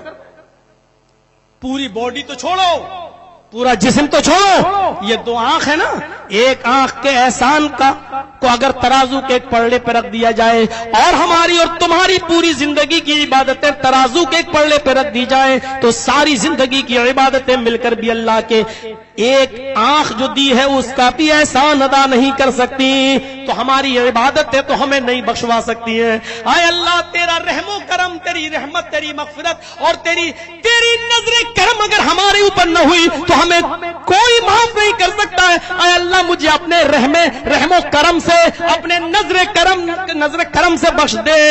انک انت الغفور الرحیم، تو بہت ہی زیادہ بخشنے والا، تو بہت ہی زیادہ رحم کرنے والا ہے۔ یہ ابو بکر صدیق کو کس نے، کون سی چیز یہ دعا مانگنے پر مجبور کر رہی ہے؟ وہی فکر آخرت۔ اچھا وہ جانتے تھے، ایک صحابی اللہ کے نبی صلی اللہ علیہ وسلم کے پاس آئے، اسلام لائے اور عبادت میں لگ گئے۔ اللہ کے نبی نے ان کو خیر و برکت کی دعا دی، ان کے پاس بڑا مال آنے لگا، بڑی فراخی ہونے لگی۔ اب وہ سوچنے لگے کہ یا اللہ ایسا تو نہیں ہو رہا ہے کہ میں جو نمازیں پڑھنے لگا، عبادت کر رہا ہوں، اللہ تعالیٰ کہیں ایسا تو نہیں کہ ہماری عبادتوں کا بدلہ ہمیں اسی دنیا میں دے رہا ہو اور آخرت میں ہمیں محروم کر دے۔ دوبارہ اللہ کے نبی کے پاس آئے اور کہنے لگے اللہ کے رسول مجھے نہیں چاہیے دنیا میں یہ مال یہ دولت، کہیں ایسا تو نہیں کہ میری عبادتوں کا انعام اللہ مجھے دنیا میں دے رہا اور آخرت میں محروم کر دے۔ اے اللہ کے رسول میرے لیے دعا کیجیے، اللہ مجھے دنیا میں نہ دے، آخرت میں مجھے ان عبادتوں کے بدلے میں اللہ اور اپنے رحم و کرم سے مجھے بخش دے، مجھے دنیا میں نہیں چاہیے۔ اچھا سوچ کیا تھی؟ ان کو تھوڑا سا ملنے لگے، کہیں ایسا تو نہیں میری عبادتوں کا بدلہ مل رہا ہے، اور ہمیں ملنے لگے اللہ نے میری سن لی، اب اور پڑھیں گے۔ اور سوچ دوسری کیا ہے؟ مولانا پتہ نہیں اتنی دعا کر رہا ہوں اللہ کچھ دے ہی نہیں رہا۔ مولانا آپ بھی دعا کریے میرے لیے، میں تو بہت دعا کرتا ہوں پانچ۔ ہماری شکایت یہ ہے کہ ہم عبادت کرتے ہمیں کچھ مل ہی نہیں رہا ہے، ان کی شکایت کیا تھی؟ کتنی چینجنگ آ چکی ہے، کتنی چینجنگ ہمارے اندر۔ ان کی شکایت کیا تھی؟ اے اللہ کہیں دنیا ہی میں تو مجھے میری عبادتوں کا حساب و کتاب و ثواب تو نہیں دے رہا ہے، آخرت میں کہیں تو مجھے محروم نہ کر دے۔ ہماری سوچ یہ ہے، اور میں ایسے شخص کو جانتا ہوں اس کا گھر بیچارہ لٹ گیا، برباد ہو گیا، گجرات کا ہے، وہ جا چکا ہوں وہی حادثے میں۔ اور جب میں گیا تو میں نے کہا بھائی پہلے تو تم پانچوں ٹائم کی نماز پڑھتے تھے، نہیں پڑھتا ہوں اب۔ میں نے سوال بھی نہیں کیا، میں نے کہا یار تم تو بہت پروگرام کراتے تھے میرے، نہیں کراؤں گا۔ میں نے کہا یار بوخلا کیوں رہے ہو، کیا بات ہے؟ بس ایسے ہی مولانا صاحب آئیے چائے پیجیے، اور اس نے اللہ اس کو معاف کرے، اس نے کہا کہ اب یہ اللہ واللہ کی باتیں اسٹیج پہ کرنا ہمارے پاس مت کرنا۔ اور یہ وہ شخص تھا جس نے انگلی پکڑ پکڑ کر مجھے اسٹیج پہ لے گیا اور پروگرام کرائے میرے۔ کیوں؟ کہنے لگا اتنا بڑا حادثہ، میں نماز پڑھتا تھا، تہجد بھی پڑھتا تھا، کیا کیا اللہ نے؟ پورا گھر، میری بیوی ماری گئی، میرے بچے مارے گئے، میری لڑکیوں کے ساتھ ریپ ہوئے، چوری حفاظت کی اللہ نے۔ دماغ گھوم گیا اس کا، دماغ گھوم گیا اس کا، ذہن چلا گیا اس طرف۔ اور دو جملے جو میں نے سمجھائے تو ڈانٹ مجھے کو سننا پڑی۔ اور ڈر تھا کہ اب تیسری چوتھی مرتبہ کچھ کہوں تو مجھے کو گالی نہ دینے لگے. موقع اور محل دیکھ کر نہ بات کرنی چاہیے. عزت اسی میں تھی کہ اس کی چائے پیو چلے آؤ بس واپس. پھر ہم نے اس کو کچھ نہیں کہا، لیکن تقریر میں نے اس وقت میں نے اس کا ذکر کیا، نام اس کا بھی نہیں لیا وہاں پر. لیکن آج کی تاریخ تک وہ آدمی اپنے آپ کو ابھی تک چینج نہیں کر سکا، اور 5 وقت کی نماز تو چھوڑو، اب جمعے تک کی نماز نہیں پڑھتا ہے وہ آدمی. اس طرف ہماری ذہنیتیں کیا ہو گئی ہیں؟ ہم کسی چیز کو ابتلا اور آزمائش پر محمول کیوں نہیں کرتے؟ یہ اللہ کی طرف سے ایک آزمائش بھی تو ہو سکتی ہے. اور تم تو اتنی سی بات لیے بیٹھے ہو. یہ ہماری سوچ یہ ہے، وہاں جنگ بدر جس دن فتح اور کامیابی کا ڈنکا بجتا ہے، اور صحابہ کرام جنگ بدر میں بدر کی فتح پر جشن منا رہے ہیں، یعنی خوشی کا ماحول ہے، نبی اکرم کے چہرے پر بھی مسکراہٹ ہے. اسی جنگ بدر میں بدر کے مقام پر ایک صحابی دوڑتے ہوئے آتے ہیں اور کہتے ہیں، اے اللہ کے نبی صلی اللہ علیہ وسلم زیادہ جشن مت منائیے، آپ خوشیاں منا رہے ہیں، جنگ بدر میں آپ کو کافروں پر فتح نصیب ہو گئی ہے، لیکن اے اللہ کے رسول آپ کی بیٹی عثمان غنی کی بیوی رقیہ اس دار فانی سے کوچ کر گئی ہیں، رقیہ اس دار فانی سے کوچ کر گئی ہیں، حضرت رقیہ کا انتقال ہو گیا ہے. میرے پیارے ساتھیوں ذرا غور کرو، جس دن پہلی جنگ عظیم جنگ بدر میں جو پہلی کامیابی ملی اور جس کا بھی جشن کا خمار اترا بھی نہیں تھا، فتح و کامیابی کے ابھی قصیدے پڑے جا رہے تھے، تعریف ہو رہی تھی اللہ کی، یہ خوشی کا ماحول تھا، اور اسی دن یہ خبر ملتی ہے آپ کی بیٹی کا انتقال ہو گیا. لیکن جناب محمد رسول اللہ صلی اللہ علیہ وسلم اپنی بیٹی کو مٹی دیتے جا رہے ہیں، اور سوائے زبان سے یہ جملے اور ان کے علاوہ کچھ نہیں، انا للہ و انا الیہ راجعون. میرے پیارے ساتھیو ذرا غور کرو، نبی اکرم صلی اللہ علیہ وسلم نے آزمائشوں میں پورا اترنے کی طرف اشارہ کیا ہے. یہ دیکھو غم کے پہاڑ میرے اوپر بھی توڑے جا رہے ہیں، تمہارے اوپر بھی یہ غم آ سکتے ہیں. اور قرآن کریم کی وہ آیت اٹھاؤ جس میں صبر کرنے والوں کے لیے بشارت کی خبر سنائی گئی، جنت کی بشارت دی گئی ہے. وَلَنَبْلُوَنَّكُمْ بِشَيْءٍ مِّنَ الْخَوْفِ وَالْجُوعِ وَنَقْصٍ مِّنَ الْأَمْوَالِ وَالْأَنفُسِ وَالثَّمَرَاتِ وَبَشِّرِ الصَّابِرِينَ. اور ہم تم کو آزمائیں گے خوف ڈال کر، بھوکا مار کر، وَنَقْصٍ مِّنَ الْأَمْوَالِ وَالْأَنفُسِ تمہارے مالوں میں نقصان کر کے اور تمہاری جانیں لے کر، وَالثَّمَرَاتِ تمہاری کھیتیاں، تمہارے پھل فروٹ، تمہارے یہ باغیچے، ان تمام کو برباد کر کے بھی ہم تمہیں آزمائیں گے. وَبَشِّرِ الصَّابِرِينَ آئے میرے نبی ان تمام مصیبتوں میں میرے جو بندے صبر کر لیں ان کو جنت کی بشارت سنا دو، ان کو جنت کی خوشخبری سنا دو. میرے پیارے بھائیوں ذرا ہم یہاں پر غور کریں کہ وہ کون سی چیز تھی، وہ کون سی چیز تھی. یہ بھی بخاری کے اندر یہ منظر دیکھا جا سکتا ہے کہ ایک لڑکی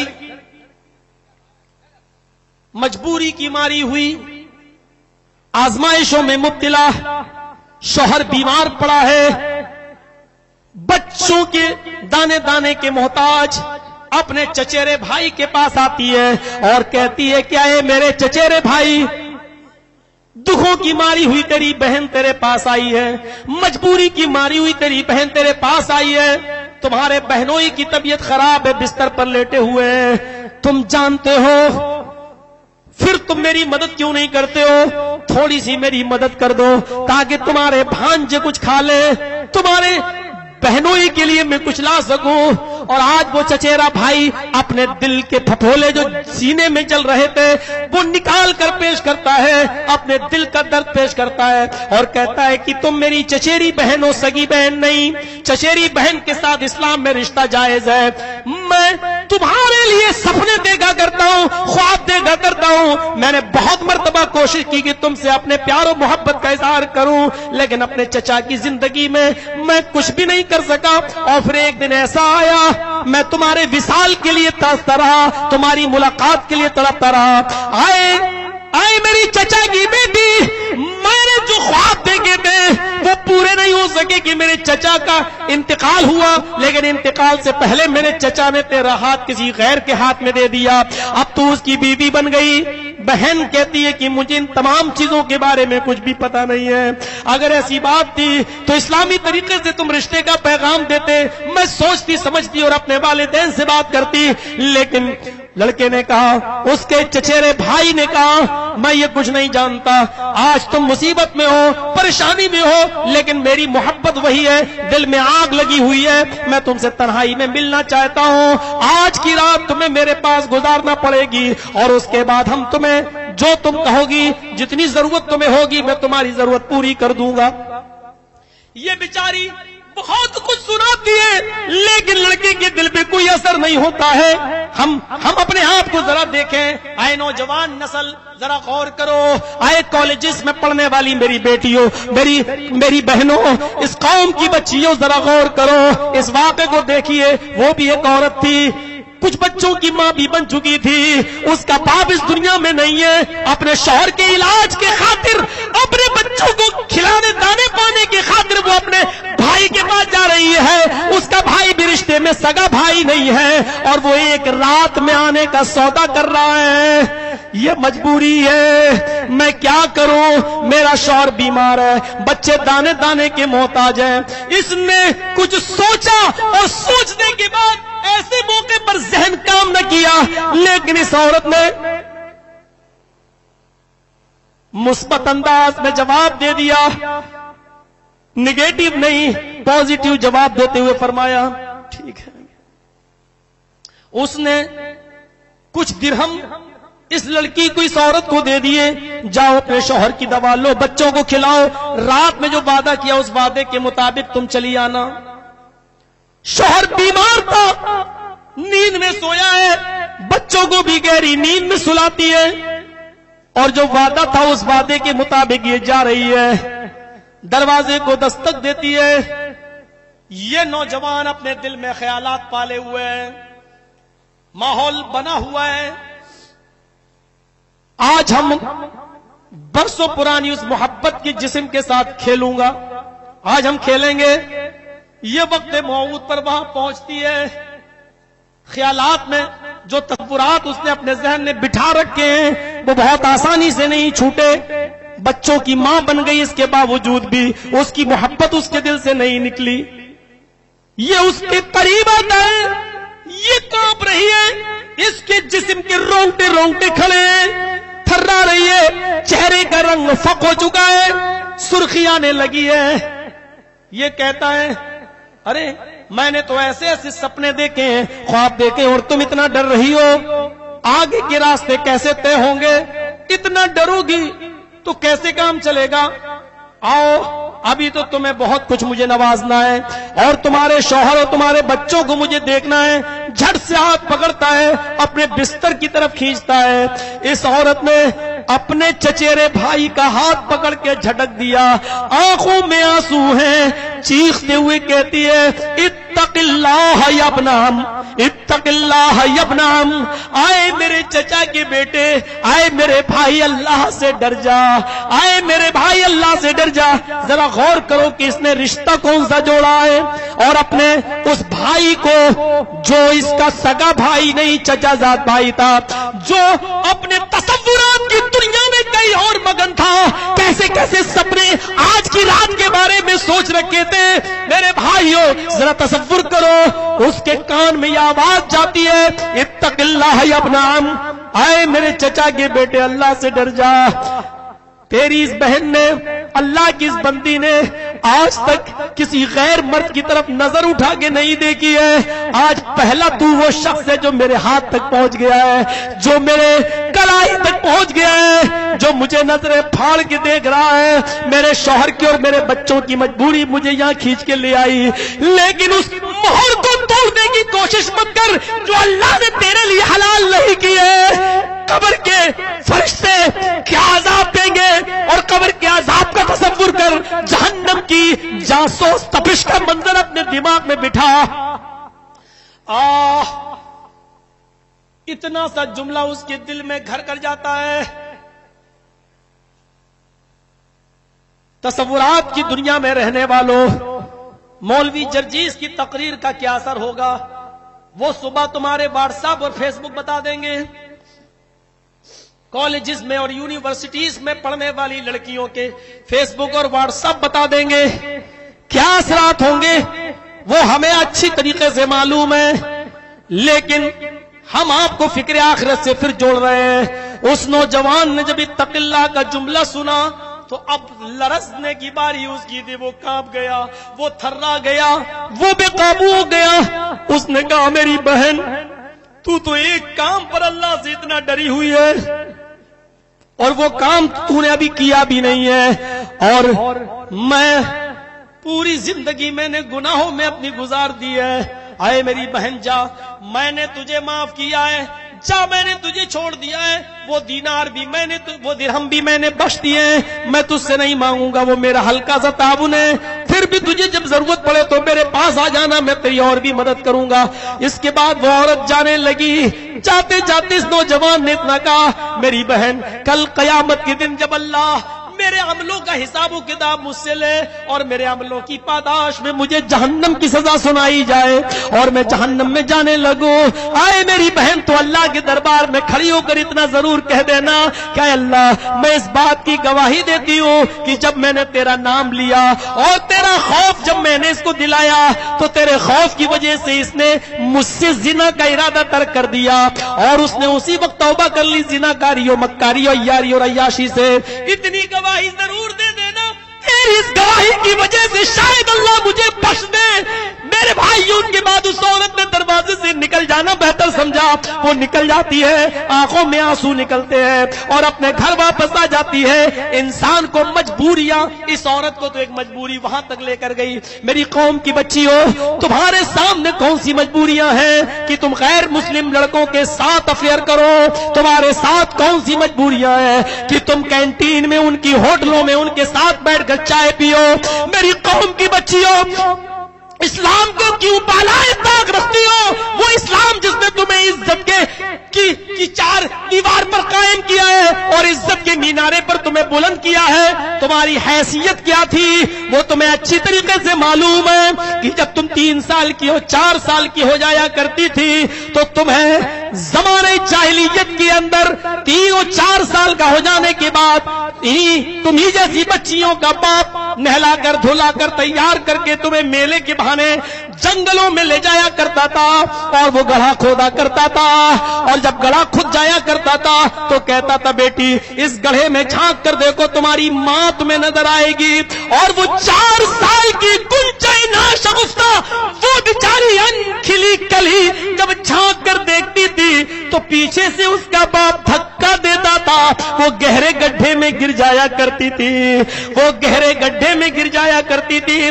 रसूल रहमत पढ़ी अबुल कलाम आजाद की, वो गहरे गड्ढे में गिर जाया करती थी और जब गिर जाती थी तो फिर पीछे से उसका बाप उसके ऊपर मिट्टी डालना शुरू कर दिया करता था।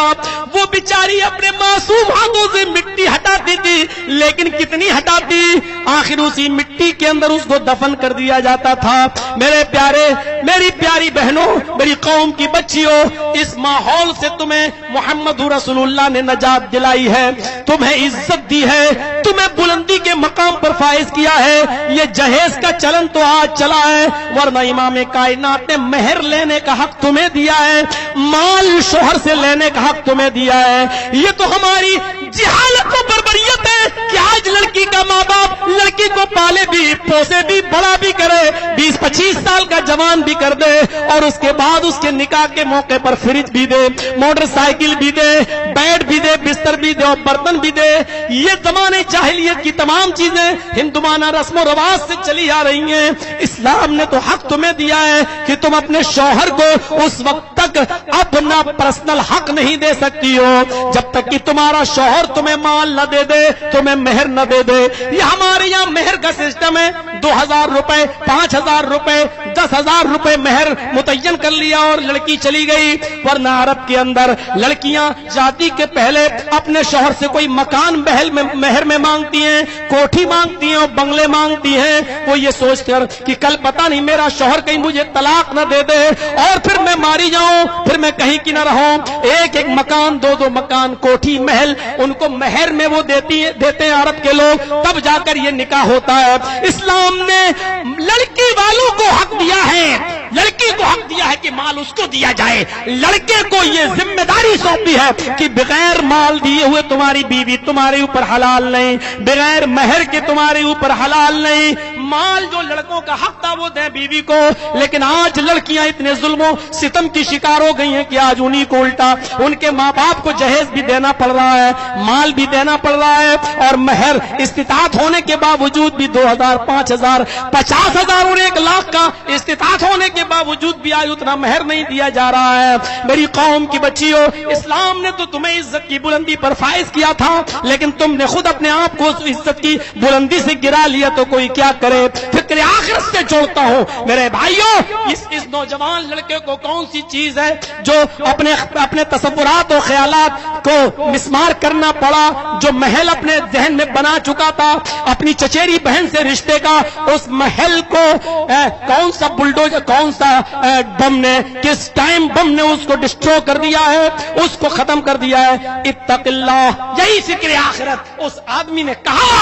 अल्लाह के यहाँ कल ये गवाही दे देना, शायद तेरी गवाही से अल्लाह मुझे बख्श दे। मेरे प्यारे साथियों, जरा तसव्वुर करें, हमारे पास फिक्र आखिरत नहीं है।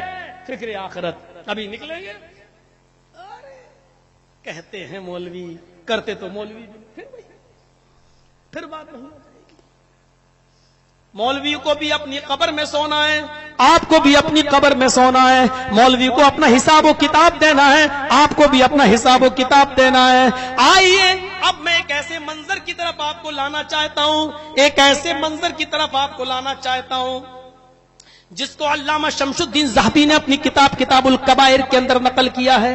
अल्लामा ज़हबी किताबुल कबाइर के अंदर नकल करते हैं कि एक रोशन ज़मीर हबशी, एक रोशन ज़मीर हबशी, हबशी आप जानते हैं अक्सर जो काले कलूटे जिनकी शक्ल सूरत बड़ी ब्लैक कलर की होती है, एक रोशन ज़मीर हबशी एक मस्जिद के अंदर बैठा हुआ है। नबी अकरम उसी मस्जिद के अंदर खुतबा भी दे रहे हैं। दौरान तकरीर रोशन ज़मीर हबशी उसको सुन रहा है, नबी अकरम के लफ्जों को सुन रहा है। अल्लाह के नबी उस मस्जिद के अंदर बैठकर जो खिताब कर रहे हैं, उस खिताब के एक एक लफ्ज को वो गौर से सुनता है। अल्लाह के नबी ने फरमाया, लोगों, जब जहन्नम को 1000 साल तक जलाया गया, मैं फिर फिक्र आखिरत से आपको जोड़ रहा हूं, जहन्नम को जब 1000 साल तक जलाया गया तो जहन्नम सफेद हो गई।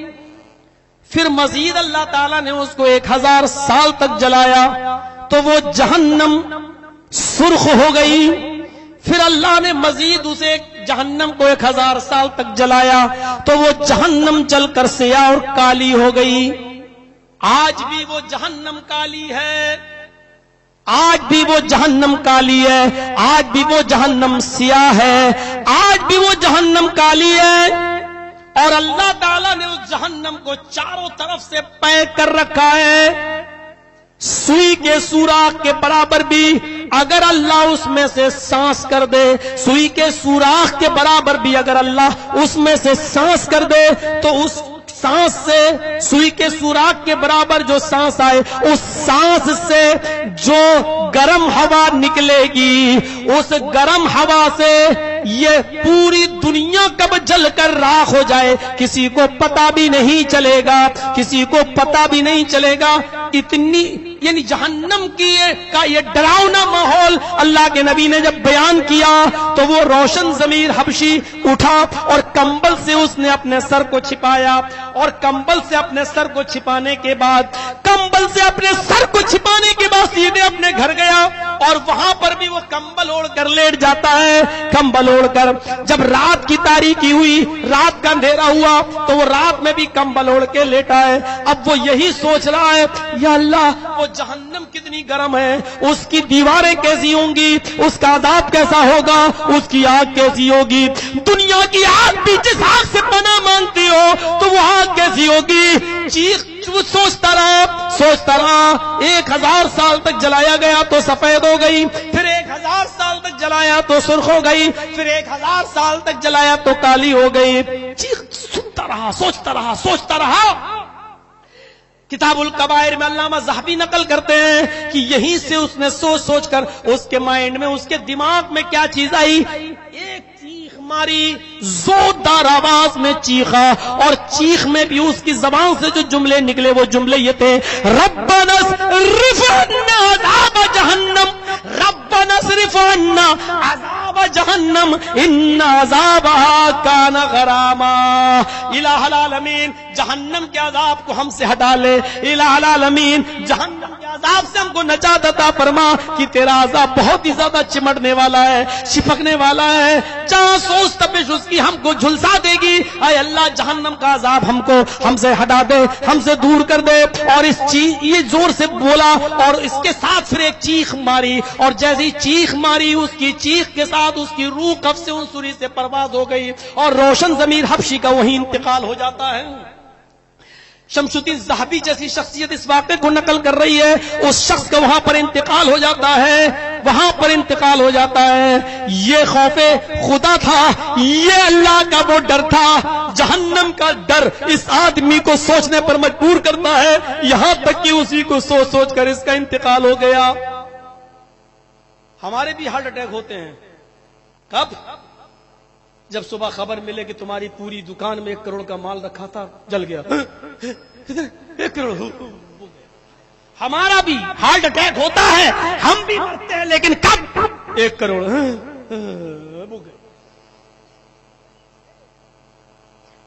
اللہ کے خوف سے بھی کسی کے انتقال ہو رہے ہیں.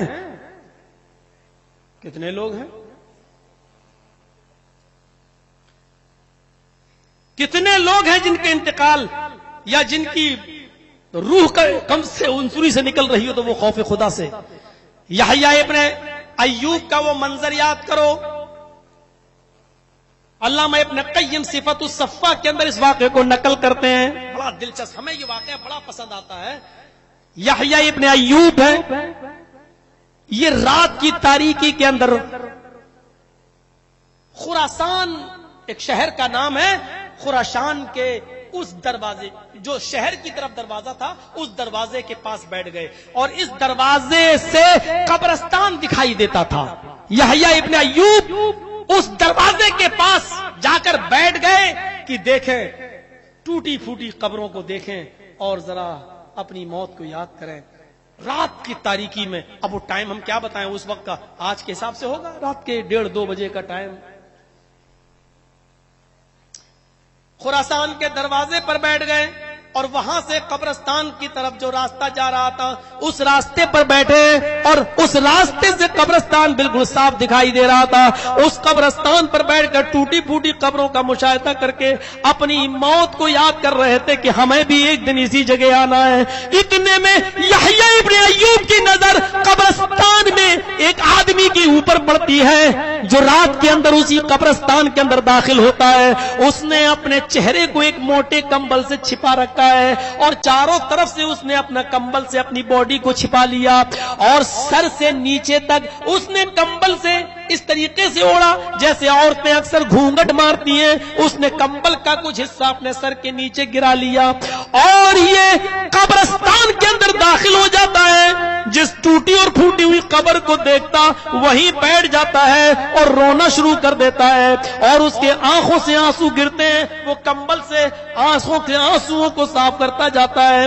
یحییٰ ابن ایوب کہتے ہیں کہ میں اس خراسان کے اس قبرستان کے پاس جاتا ہوں جس قبر کے پاس یہ بیٹھا ہوا ہے, کہ چلوں اور اس اپنی موت کو یاد کرنے والے اللہ کے اس نیک بندے سے جا کر میں بھی عبرت حاصل کروں, اس سے ملاقات کروں کہ یہ کون ہے. یحییٰ ابن ایوب فرماتے ہیں میں چپکے سے اس کے پیچھے گیا, اور میں نے اس کو پیچھے سے اس کی پیٹھ پر تھپتھپایا.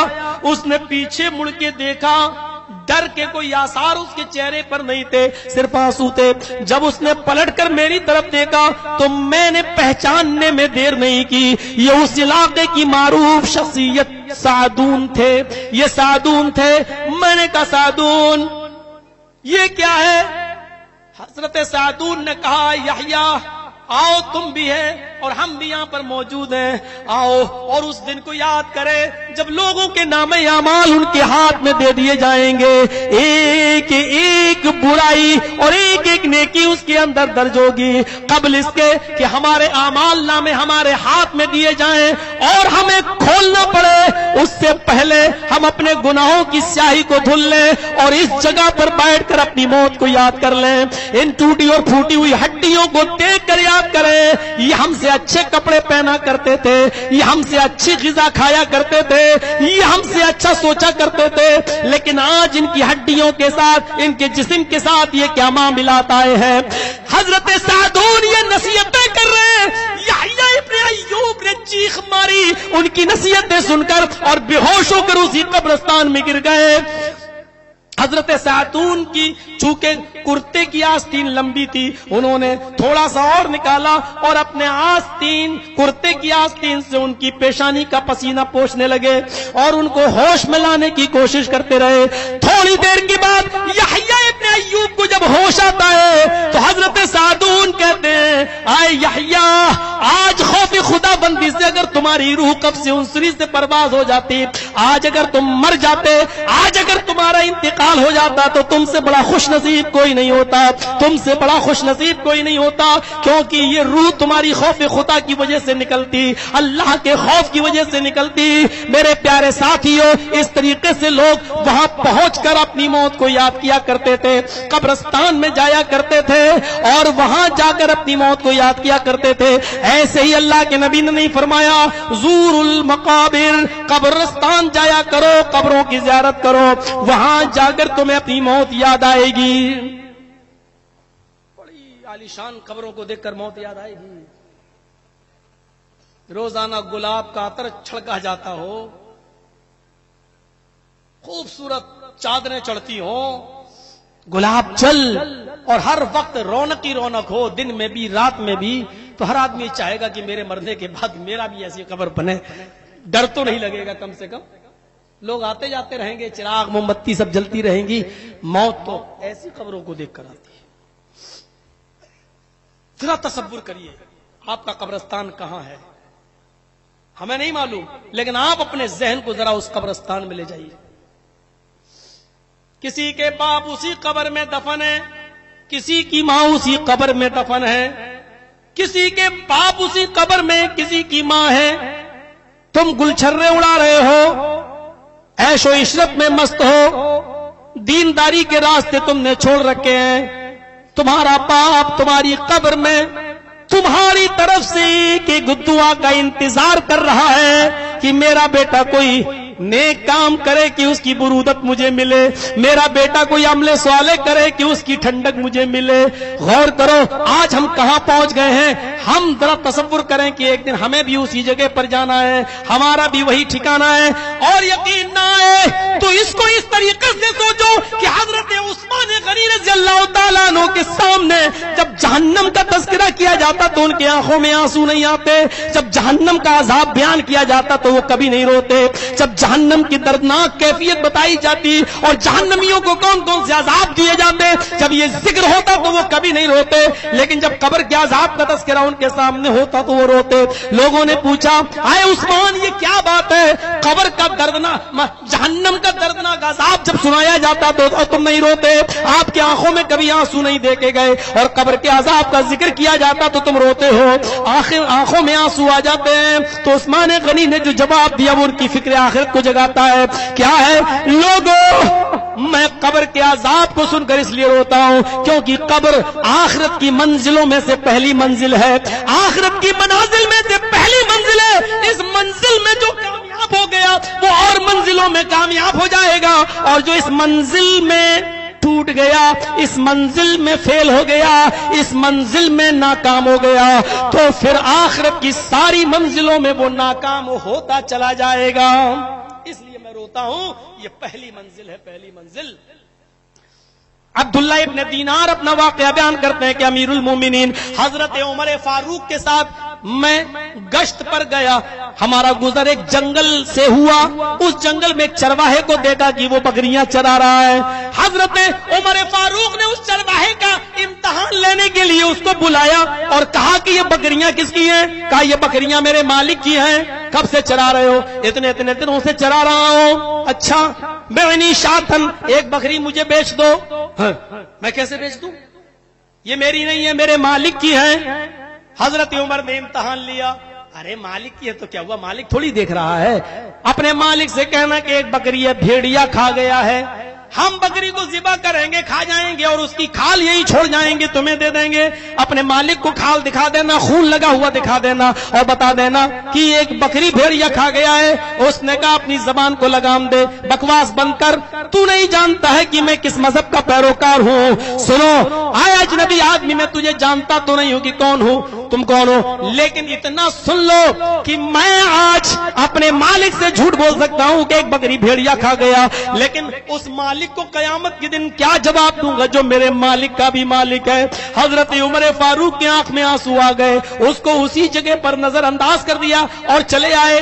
دربار خلافت میں آتے ہیں اور آپ اپنے ہی سرگوشی کرتے ہیں، اپنا ہی پلاننگ بناتے ہیں کہ اس نوجوان، اس چرواہے کے ساتھ کیا کیا جائے۔ وہ بیچارہ کسی کا غلام ہے، اس کو اللہ کی عبادت کرنے کا زیادہ موقع نہیں ملتا، وہ اپنے مالک کی غلامی میں لگا رہتا ہے۔ اللہ کا بیچارہ کتنا حق ادا کر پاتا ہوگا، اس کو بیت المال کی سے قیمت دے کر اس کو چھڑانا چاہیے اور اس آدمی کو آزاد کر دینا چاہیے۔ امیر المومنین نے دو آدمیوں کے ذریعے اس چرواہے کو بلایا اور اس کے مالک کو بھی بلوایا۔ مالک اور چرواہا دونوں آئے اور جیسی دربار خلافت میں پہنچے تو بکری چرانے والے چرواہے نے دیکھا ہے یہ تو عمر ہے، امیر المومنین، اس کے تو ہوش اڑے ہیں، آج سزا دیں گے، بکری کیوں نہیں دی تھی تو نے، آج کیا ہوگا میرا؟ وہ ایسا دور تھوڑی تھا کہ میڈیا بھی ہماری غلام ہو، ہم جو کہیں وہ بولے اور اگر اس کے خلاف بولا تو استعفیٰ دینا پڑے گا۔ حضرت عمر فاروق کو دیکھا، کہتا امیر المومنین، کہا چپ رہو، تمہیں بولنے کی اجازت کس نے دی؟ ادھر آؤ، کس کے غلام ہو؟ ان کے، تمہارا غلام ہے؟ ہاں۔ اس کی ضرورت مجھے ہے، بیچو گے؟ مالک کا بھی سر چڑھ گیا، ہاں عمر فاروق تو خلیفہ ہیں، اچھی قیمت دیں گے۔ کہا کہ نہیں نہیں میں بیچوں گا نہیں۔ کہا کہ قیمت اچھی لے لو، جو بولو گے وہ دے دوں گا، لیکن یہ غلام مجھے چاہیے۔ اب وہ غلام بھی کہنے لگا آج تک میں نے آپ کا دل نہیں توڑا اپنے مالک سے، پھر آپ مجھے کیوں بیچیں گے، کسی دوسرے کے حوالے کیوں کریں گے؟ وہ جانتا تھا کہیں ایسا نہ ہو گئی، عمر کے سزا میں تو تلوار سے نیچے کچھ ہے ہی نہیں۔ مالک نے کہا اچھی قیمت ملے گی تو میں دے دوں گا۔ اس نے جتنی رقم مانگی، حضرت عمر نے بیت المال کے کیشیئر کو حکم دیا دے دو، غلام کو لے لیا۔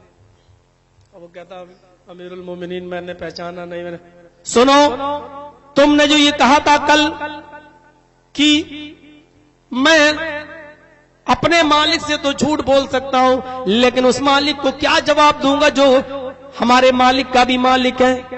اس کلمے کی وجہ سے میں تمہیں آزاد کر رہا ہوں۔ خریدا، بیت المال سے قیمت دی اور اس کو آزاد کیا، اور کیا کہا جاؤ آزاد کر رہا ہوں میں تمہیں اس کلمے کی وجہ سے۔ اور اسی طریقے سے تقوی کے ساتھ، آخرت کی فکر کے ساتھ اگر تم اپنی زندگی گزارتے رہے تو مجھے امید ہے کہ یہی کلمہ، یہی خوف خدا، یہی فکر آخرت تمہیں قیامت کے دن جہنم سے بھی نجات دلا دے گی۔ غلامی سے تو نجات اس کلمے کی وجہ سے مل گئی، لیکن اگر اسی طریقے کی زندگی گزارتے رہے تو یہی کلمہ، یہی سوچ، یہی فکر آخرت تمہیں کل قیامت کے دن جہنم سے بھی نجات دے دے گی۔ اس جگہ پر ہم اپنے آپ کو سوچیں اور اپنے آپ کو لائیں اور دیکھیں کہ ہم اور آپ کہاں کھڑے ہیں۔ ہر مسلمان کو سوچنا چاہیے، امام بخاری زید ابن ثابت رضی اللہ تعالیٰ عنہ کا ایک اثر نقل کرتے ہیں. امام بخاری الادب المفرد میں زید ابن ثابت رضی اللہ تعالیٰ عنہ کا ایک اثر نقل کرتے ہیں. ان کے گھر کچھ مہمان آئے, زید ابن ثابت کے گھر کچھ مہمان آئے, انہوں نے کھانا کھلایا اور اذان کی آواز سنی تو چلنے لگے. اذان کی آواز سنی تو مسجد کی طرف جانے لگے, ان کے مہمان بھی ان کے ساتھ جانے لگے. حضرت زید ابن ثابت چھوٹے چھوٹے قدم بڑھاتے ہیں, چھوٹے چھوٹے قدم, مسجد میں جا رہے ہیں تو چھوٹے چھوٹے قدم رکھتے ہیں, چھوٹے چھوٹے قدم رکھتے جا رہے ہیں. مہمانوں نے پوچھا ارے تھوڑا سا تیز چلیے, چھوٹے چھوٹے قدم ایسے ایسے. آپ کیا کہیں گے مولوی جرجی سے اگر ایسے چلے بیمار ہو کیا مولانا, کیا ہوا کھانا نہ نہیں ملا کیا؟ مہمانوں نے کہا کہ چھوٹے چھوٹے قدم رکھنے کی وجہ کیا ہے؟ فرمایا میں چھوٹے چھوٹے قدم اس لیے رکھ رہا ہوں کیونکہ اللہ کے نبی صلی اللہ علیہ وسلم کا فرمان ہے مسجد کی طرف جتنے زیادہ قدم اٹھیں گے اتنی زیادہ نیکیاں ملیں گی. میں چھوٹے چھوٹے قدم رکھنے کی وجہ یہ ہے کہ زیادہ قدم ہو جائیں, ان کی تعداد زیادہ ہو جائے تاکہ ہماری نیکیاں زیادہ بڑھ جائیں. یہ نیکیاں زیادہ بڑھانے کا جذبہ ہمیں فکر آخرت سے ہی جوڑ رہا ہے, ہمیں فکر آخرت سے جوڑ رہا ہے. ہمیں اس جگہ پر لا کر اپنے آپ کو سوچنا چاہیے, کسی بھی نیکی کو ہمیں معمولی نہیں سمجھنا چاہیے, رب کو بخشنے کے لیے بہانا چاہیے. شاید اسی نیکی کی وجہ سے اللہ رب العالمین ہماری مغفرت فرما دے. ذرا ہم اس معاملے پر بھی آئیں اور سوچیں, اس معاملے کو دیکھیں جس کو استیعاب کے اندر علامہ ابن عبد البر نے نقل کیا ہے. علامہ ابن عبد البر نے نقل کیا ہے سلیمان تیمی ایک تابعی گزرے ہیں, سلیمان تیمی ایک تابعی گزرے ہیں. ان کے انتقال کا جب وقت آیا تو رو رہے تھے, کافی روئے. لوگ بیٹھ گئے, رونا بند ہی نہیں کر رہے, کیا بات ہے؟ ایک نے کہہ دیا آئے سلیمان, جو اس دنیا میں آیا ہے اس کو اوپر جانا ہی ہے, آپ کوئی اکیلے نے اوپر نہیں جائیں گے, سبھی کو جانا, ایک دن ہمیں بھی اور ایک دن تمہیں بھی. پھر کیا بات ہے اتنا رو رہے ہو؟ سلیمان تیمی کا جواب سنو, میں اس لیے نہیں رو رہا ہوں, سنو, اور اہل حدیث ہو تو اور زیادہ سنو, اپنے آپ کو اہل حدیث کا دعویٰ کرتے ہو تو اور مضبوطی سے سنو. سلیمان تیمی کہتے میں اس لیے نہیں رو رہا ہوں کہ میری موت کا وقت قریب ہے اور میں اللہ کو پیارا ہونے والا ہوں. نہیں, آج سے 24 یا 25 سال پہلے مجھ سے گناہ ہو گیا تھا, اس گناہ کو یاد کر کے میں رو رہا ہوں. آج سے 24 یا 25 سال پہلے, آج سے 24 یا 25 سال پہلے مجھ سے گناہ ہو گیا تھا, اس گناہ کو یاد کر کے میں رو رہا ہوں. اب لوگوں نے کہا 25 سال پہلے گناہ ہو گیا تھا تو توبہ بھی کی ہوگی, کہ ہاں 25 سال سے میں اس کی توبہ کر رہا ہوں, لیکن ڈر ہے کہ کہیں اللہ تعالیٰ میری توبہ قبول نہ کرے اور مجھے جہنم میں نہ ڈال دے. تو کہا کہ گناہ تو بتائیے کون سا گناہ تھا؟ سلیمان تیمی کہتے ہیں بہت بڑا. ارے شرک تھوڑی کیا ہے, اور شرک بھی کیا تھا تو شرک تو سب سے بڑا گناہ ہوتا ہے, تم اس کی بھی توبہ کر رہے ہو اور معافی مانگ رہے ہو, تو پھر شرک, جب شرک معاف ہو سکتا ہے توبہ تو پھر کہا نہیں مجھے امید نہیں, اللہ کی ذات سے امید تو ہے لیکن ڈر ہے کہ کہیں اللہ ایسا نہ ہو کہ مجھے معاف نہ کرے. اب جھنجلا کے کہا گناہ تو بتاؤ کیا ہے؟ کہا میں نے 25 سال پہلے ایک بدعتی کو سلام کر لیا تھا. کیا گناہ کیا بتایا؟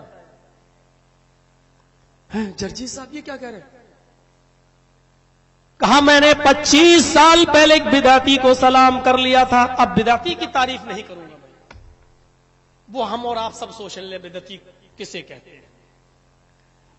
میں نے ایک بدعتی سے سلام کر لیا تھا اور نبی اکرم صلی اللہ علیہ وسلم نے بدعتی کو سلام کرنا منع بتایا ہے, منع کیا ہے, بدعتی کو اپنے گھر میں ٹھہرانا حرام قرار دیا ہے اور بدعتی سے تعلقات رکھنے پر لعنت فرمائی ہے. مجھے ڈر ہے کہ کہیں اللہ مجھے اس گناہ کی پاداش میں جہنم میں نہ ڈال دے. سلام کر لیا تو 25 سال سے رو رہے ہیں. جنہوں نے اپنی لڑکیاں بدعتیوں کو دی ہیں وہ جنہوں نے بدعتیوں کو اپنے گھر کا داماد بنایا ہے، وہ جو بدعتیوں کے ساتھ روزانہ لین دین اور معاملات و تعلقات قائم کرتے ہیں، وہ اس چیز کی توقع چھوڑ دیجئے مولانا صاحب بدعتی کی تعریف کریں گے، نہیں۔ اور فاروق عبداللہ صاحب جب اسٹیشن سے لے کے آئے تو مجھے گاڑی ہی میں ڈرا دیا، بولی صاحب آپ کے نام پہ پرمیشن لینا بڑا مشکل ہو جاتا ہے، جب تک تقریر آپ کی ختم نہ ہو جائے تو پرشاسن کی ناک میں انگلی رکھی رہتی، یہ کیا ہوا؟ تو تھوڑا سا بس دے تو دی ہے پرمیشن، لیکن یہی کہا بھائی دیکھو سنبھال لینا بھائی، وہ آ رہے ہیں، پورے ہندوستان کی آئی بھی الرٹ ہے، سی بی آئی الرٹ ہے، ویکتیگت طور پر کسی کے بھی خلاف بولا جا سکتا ہے، یہ جمہوریت ہے، لیکن ہاں ہمارے ملک کے خلاف نہیں، دیش کے خلاف نہیں۔ اور ملک اور دیش کے خلاف کیوں کوئی بولے گا؟ تم سے کم خون بہایا ہے اس دیش کی آزادی میں ہم نے، تم سے کم قربانیاں دی ہیں، جتنا تمہارا ہے کعبے کے رب کی قسم کھا کے کہتا ہوں 1% اس سے کم میرا نہیں ہے، جتنا تمہارا ہے اتنا ہی ہمارا بھی ہے۔ اور کھل کے سننا ہو تو وہ راحت اندوری کا کون سا شعر ہے وہ سن لیجئے گا، کسی کے باپ کا ہندوستان تھوڑی ہے، وہ پورا سن لیجئے گا۔ مجھے تو شعر شاعری پسند ہی نہیں آتی ہے، اور 2-4 شعر کبھی کبھی پڑھنا بھی چاہتا ہوں تو الٹا ہو جاتا ہے، وہ بیٹھتا ہی نہیں میرے دماغ میں، کبھی نہیں پڑھ پایا شعر شاعری، دماغ میں ہی نہیں بیٹھتی ہے، پتہ نہیں اللہ تعالیٰ نے مجھے کیوں اس چیز سے دور رکھا، لیکن سنتا ہوں کچھ ملے تو میرے بھائیوں ذرا سنو، یہ کیا چیز تھی، یہ کون سا جذبہ تھا؟ زید ابن ثابت کے چھوٹے چھوٹے قدم، اور ہماری سوچ، ہماری فکر، سلیمان تیمی کا معاملہ دیکھ لیجئے، ہم سوچ ایک گناہ، اور اگر دیکھا جائے تو اتنا بڑا گناہ نہیں، لیکن کیا کرے، ایک بدعتی سے میں نے سلام کر لیا تھا، بدعتی سے، یہی تو اللہ کا شکر ہے۔ مولوی جرچیز کے اندر لاکھ برائیاں ہو سکتی ہیں، لیکن کبھی میں نے سمجھوتا نہیں کیا ہے اس معاملے میں، اپنے منہج، اپنے اصول اور اپنے ضابطوں کے ساتھ نہ کبھی جھکا ہوں نہ کبھی جھکوں گا، انشاءاللہ۔ 1000 برائیاں ہو سکتی ہیں میرے اندر، لیکن منہج کے ساتھ کبھی سمجھوتا نہیں۔ سلیمان تیمی نے بڑی بات کہی ہے، اور اس کو جان بوجھ کر میں کہہ رہا ہوں، فکر آخرت دیکھیے، مجھے ڈر ہے کہ اللہ مجھے جہنم میں نہ ڈال دے، اور اس کی توبہ کب سے کر رہے ہیں؟ 25 سال سے، کیوں اتنے دنوں سے توبہ کر رہے؟ پھر فرمایا کہ پھر بھی ڈر ہے کہیں ایسا نہ ہو کہ اللہ نے میری توبہ قبول نہ کی ہو، کہیں ایسا نہ ہو کہ اللہ نے میری توبہ قبول نہ کی ہو، پھر میرا کیا بنے گا؟ ذرا ابو سفیان کو دیکھیے، امیر معاویہ کے باپ، امیر معاویہ کے والد ابو سفیان فتح مکہ کے دن اسلام لاتے ہیں، جس دن مکہ فتح ہوتا ہے اسی دن وہ اسلام قبول کرتے ہیں، اسی دن اسلام قبول کرتے ہیں، فتح مکہ کے دن اسلام قبول کرتے ہیں۔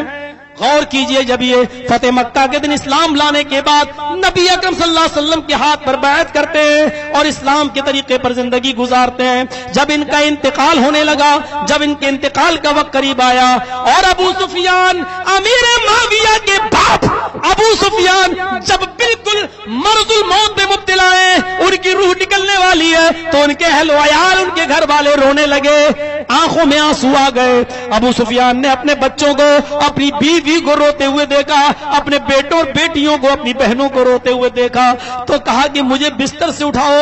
ان کو اٹھایا گیا، اپنے بیٹے اور بیٹیوں کو اپنے قریب کیا، اور اپنی بہن کو اپنے قریب کیا، اپنے بھائیوں کو اپنے قریب کیا، اور فرمایا تم روتے کیوں ہو؟ تم رو نہیں، تمہارا باپ اپنے بچوں سے کہا تمہارا باپ اس 3rd کلاس کی زندگی سے 1st کلاس کی طرف جا رہا ہے، یہ 3رے درجے کی زندگی سے 1 درجے کی زندگی کی طرف جا رہا ہے، 3rd کلاس سے 1st کلاس کی اور جا رہا ہے۔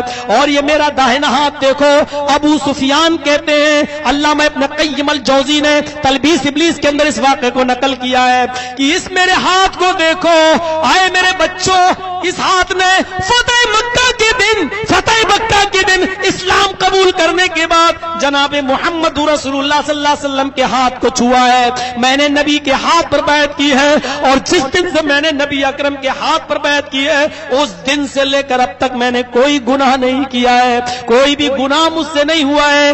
ہم اپنی ان نیکیوں کی بنیاد پر یہ کہہ سکتے ہیں کہ تمہارا باپ 3rd کلاس سے 1st کلاس کی اور جا رہا ہے، بقیہ تھوڑی بہت جو کسر ہے وہ تم دعاؤں کے ذریعے پوری کر دینا، ہمارے لیے جنت کی اور جنت الفردوس کی دعا کرتے رہنا۔ ہم نے اپنی جانکاری میں اور نالج کے مطابق بیعت جس دن سے رسول اللہ کے ہاتھ پر میں نے کی ہے اس دن سے میں نے کوئی گناہ نہیں کیا ہے۔ اپنے نیکیوں پر نظر رکھنے والی شخصیتیں اور اپنے گناہوں پر بھی نظر رکھنے والی شخصیتیں تھیں کہ کتنے گناہ ہوئے۔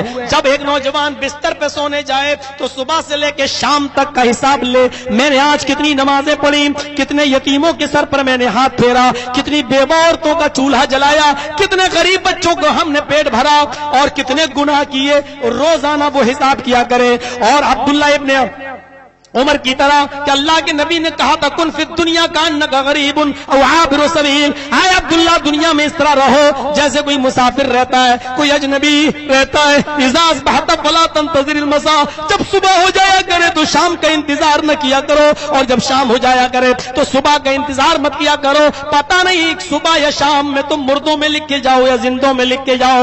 میرے بھائیوں یہ ساری چیزیں ہمیں فکر آخرت سے جوڑ رہی ہیں، فکر آخرت سے جوڑ رہی ہیں۔ نبی اکرم صلی اللہ علیہ وسلم کی زندگی لوگوں کو فکر آخرت سے جوڑتی رہی۔ کبھی آپ نے فرمایا تدنی الشمس یوم القیامت کمقدار میل، قیامت کے دن یہ سورج 1 میل کے فاصلے پر ہوگا، 1 میل کے فاصلے پر ہوگا۔ اس حدیث کو بیان کرنے والا راوی کہتا ہے، مسلم شریف کی روایت ہے، کہتا ہے کہ میل عربی زبان میں زمین کی مسافت کو بھی بولا جاتا ہے، 1 میل گیا، 2 میل گیا، اور میل عربی زبان میں سرمے دانی کی سلائی کو بھی بولا جاتا ہے، جس کو سرمے دانی میں ڈالا جاتا ہے اور سرما نکال کر آنکھ میں لگایا جاتا ہے، یہ سرمے دانی کی سلائی کو بھی عربی میں میل کہا جاتا ہے۔ سلیم عامر اس حدیث کے راوی ہیں، فرماتے ہیں ما ادری ما یعنی بالمیل، اللہ کے نبی نے فرمایا کہ سورج 1 میل کے فاصلے پر ہوگا، اللہ کی قسم مجھے نہیں معلوم 1 میل سے کیا مراد ہے۔ سورج زمین کی ایک مسافت کے برابر دور ہوگا، یہ ہمارے سر سے سرمے دانی کی سلائی کے برابر اتنا دور ہوگا، ہمیں نہیں معلوم، بس میل کہا اللہ کے رسول نے، وہ زمین کی مسافت کی وہ ہوگی یا سرمے دانی کی سلائی کے اوپر۔ میرے بھائیوں اس طریقے سے اللہ کے نبی صلی اللہ علیہ وسلم فکر آخرت سے لوگوں کو جوڑ رہے ہیں۔ فرمایا لوگ اسی حدیث کے اندر مسلم کی صفت و قیامہ میں اللہ کے نبی صلی اللہ علیہ وسلم فرماتے ہیں، اسی حدیث کے آگے فرماتے ہیں کہ لوگ اپنے اپنے اعمال کے مطابق پسینے کے اندر ڈوبے ہوں گے، کچھ ٹخنوں کے برابر، کچھ گھٹنوں کے برابر، کچھ کمر کے برابر، اور کچھ ایسے ہوں گے جو اسی کے اندر ڈبکیاں مار رہے ہوں گے، اپنے پسینے کے اندر گوتے لگا رہے ہوں گے، گوتے لگا رہے ہوں گے اور ڈبکیاں مار رہے ہوں گے۔ اس لیے فرمایا کہ تم اللہ کے سے ڈرو، ولو شق تمرتن، اگرچہ کھجور کا ایک ٹکڑا ہو اس کو بھی صدقہ و خیرات کر دیا کرو، اس کو بھی کسی غریب کو کھلا دیا کرو، اس کو بھی کسی غریب و یتیم بچے کو دے دو، اپنے آپ کو جہنم سے بچاؤ، واتقن، اپنے آپ کو جہنم سے بچاؤ۔ اور فرمایا ولو بشق تمرہ، اگرچہ کھجور کے ایک ٹکڑے کو صدقہ و خیرات کر کے ہی بچا سکتے ہو، بچاؤ۔ فکر آخرت سے اللہ کے نبی صلی اللہ علیہ وسلم جوڑ رہے۔ کبھی آپ نے فرمایا لو تعلمون ما علم لضحكتم قليلا ولبكيتم كثيرا، لوگوں جو چیزیں میں جانتا ہوں جہنم کے عذاب کے بارے میں، جو میں دیکھ کر آیا ہوں، جو میں جانتا ہوں وہ تمہیں نہیں معلوم، اگر میں تمہیں بتا دوں، اگر اس چیز کا علم تمہیں ہو جائے لضحكتم قليلا ولبكيتم كثيرا، تو تمہیں رونا کمائے، تمہیں ہنسنا بھول جاؤ گے اور روتے روتے اپنی زندگی گزارو گے۔ لضحكتم قليلا، ہنسو گے کم، ولبكيتم كثيرا، اور روگے زیادہ۔ ترمذی ابواب الزہد کے الفاظ تو یہ ہیں وما تلذذتم بالنساء، تم عورتوں سے لذت حاصل کرنا بھی چھوڑ دو گے، اپنی بیویوں کو ترک کر دو گے۔ ولخرجتم الى الصعدات، اور بیابان جنگلوں میں چلے جاؤ گے، بیابان جنگلوں کا رخ اختیار کر لو گے۔ تجرون الى اللہ، اللہ اللہ کہہ کر وہاں اپنی زندگی گزار لو گے۔ یعنی دنیا میں سب سے زیادہ لذت تم اپنی بیویوں سے حاصل کرتے ہو۔ اگر عذاب الہی کے نمونے اگر میں تمہیں بتا دوں اور وہ چیزیں تم جان جاؤ جو میں جانتا ہوں تو تم اپنی بیویوں کو ترک کر بیٹھو گے, شادیاں چھوڑ دو گے, جنگلوں میں چلے جاؤ گے, ہنسنا بھول جاؤ گے اور رو گئے ہوتے اپنی زندگی ختم کر لو گے. اللہ اللہ کہہ کر جنگلوں میں پتے چبا چبا کر اپنی زندگیاں ختم کر لو گے. یعنی تم اپنی بیوی کے قریب نہیں جاؤ گے, لذت حاصل نہیں کرو گے. اس طریقے سے جناب محمد رسول اللہ صلی اللہ علیہ وسلم لوگوں کو فکر آخرت سے جوڑ رہے ہیں. حضرت عائشہ صدیقہ ہے, نبی اکرم بیٹھے ہوئے ہیں, آپ فرماتے ہیں یحشر الناس یوم القیامت حفاتا عراتا غرلا. عائشہ, قیامت کا دن ہوگا, لوگ اپنی قبروں سے ننگے پیر اٹھیں گے, ننگے جسم اٹھیں گے, غرلا غیر مختون اٹھیں گے, کسی کا ختنہ نہیں. جیسے بچہ ماں کے پیٹ سے بغیر ختنے کے پیدا ہوتا ہے, ایسی لوگ قبروں سے بغیر ختنے کے اٹھیں گے, اپنے اسی حال میں اٹھیں گے. حضرت عائشہ صدیقہ فرماتی ہیں الرجال والنساء جميعا, کیا مرد بھی عورتیں بھی؟ اللہ کے نبی نے فرمایا ہاں عائشہ, مرد بھی عورتیں بھی میدان محشر میں سب برہنہ ہوں گے, سب ننگے ہوں گے, بغیر ختنے کے ہوں گے, ان کے جسموں پر کوئی کپڑا نہیں ہوگا. حضرت عائشہ سوال کرتی ہیں آقا اے اللہ کے نبی, اے امام کائنات, او میرے سرتاج, ینظرون بعضهم الی بعض, کیا ینظر بعضهم الی بعض, کیا ایک دوسرے کو دیکھے گا؟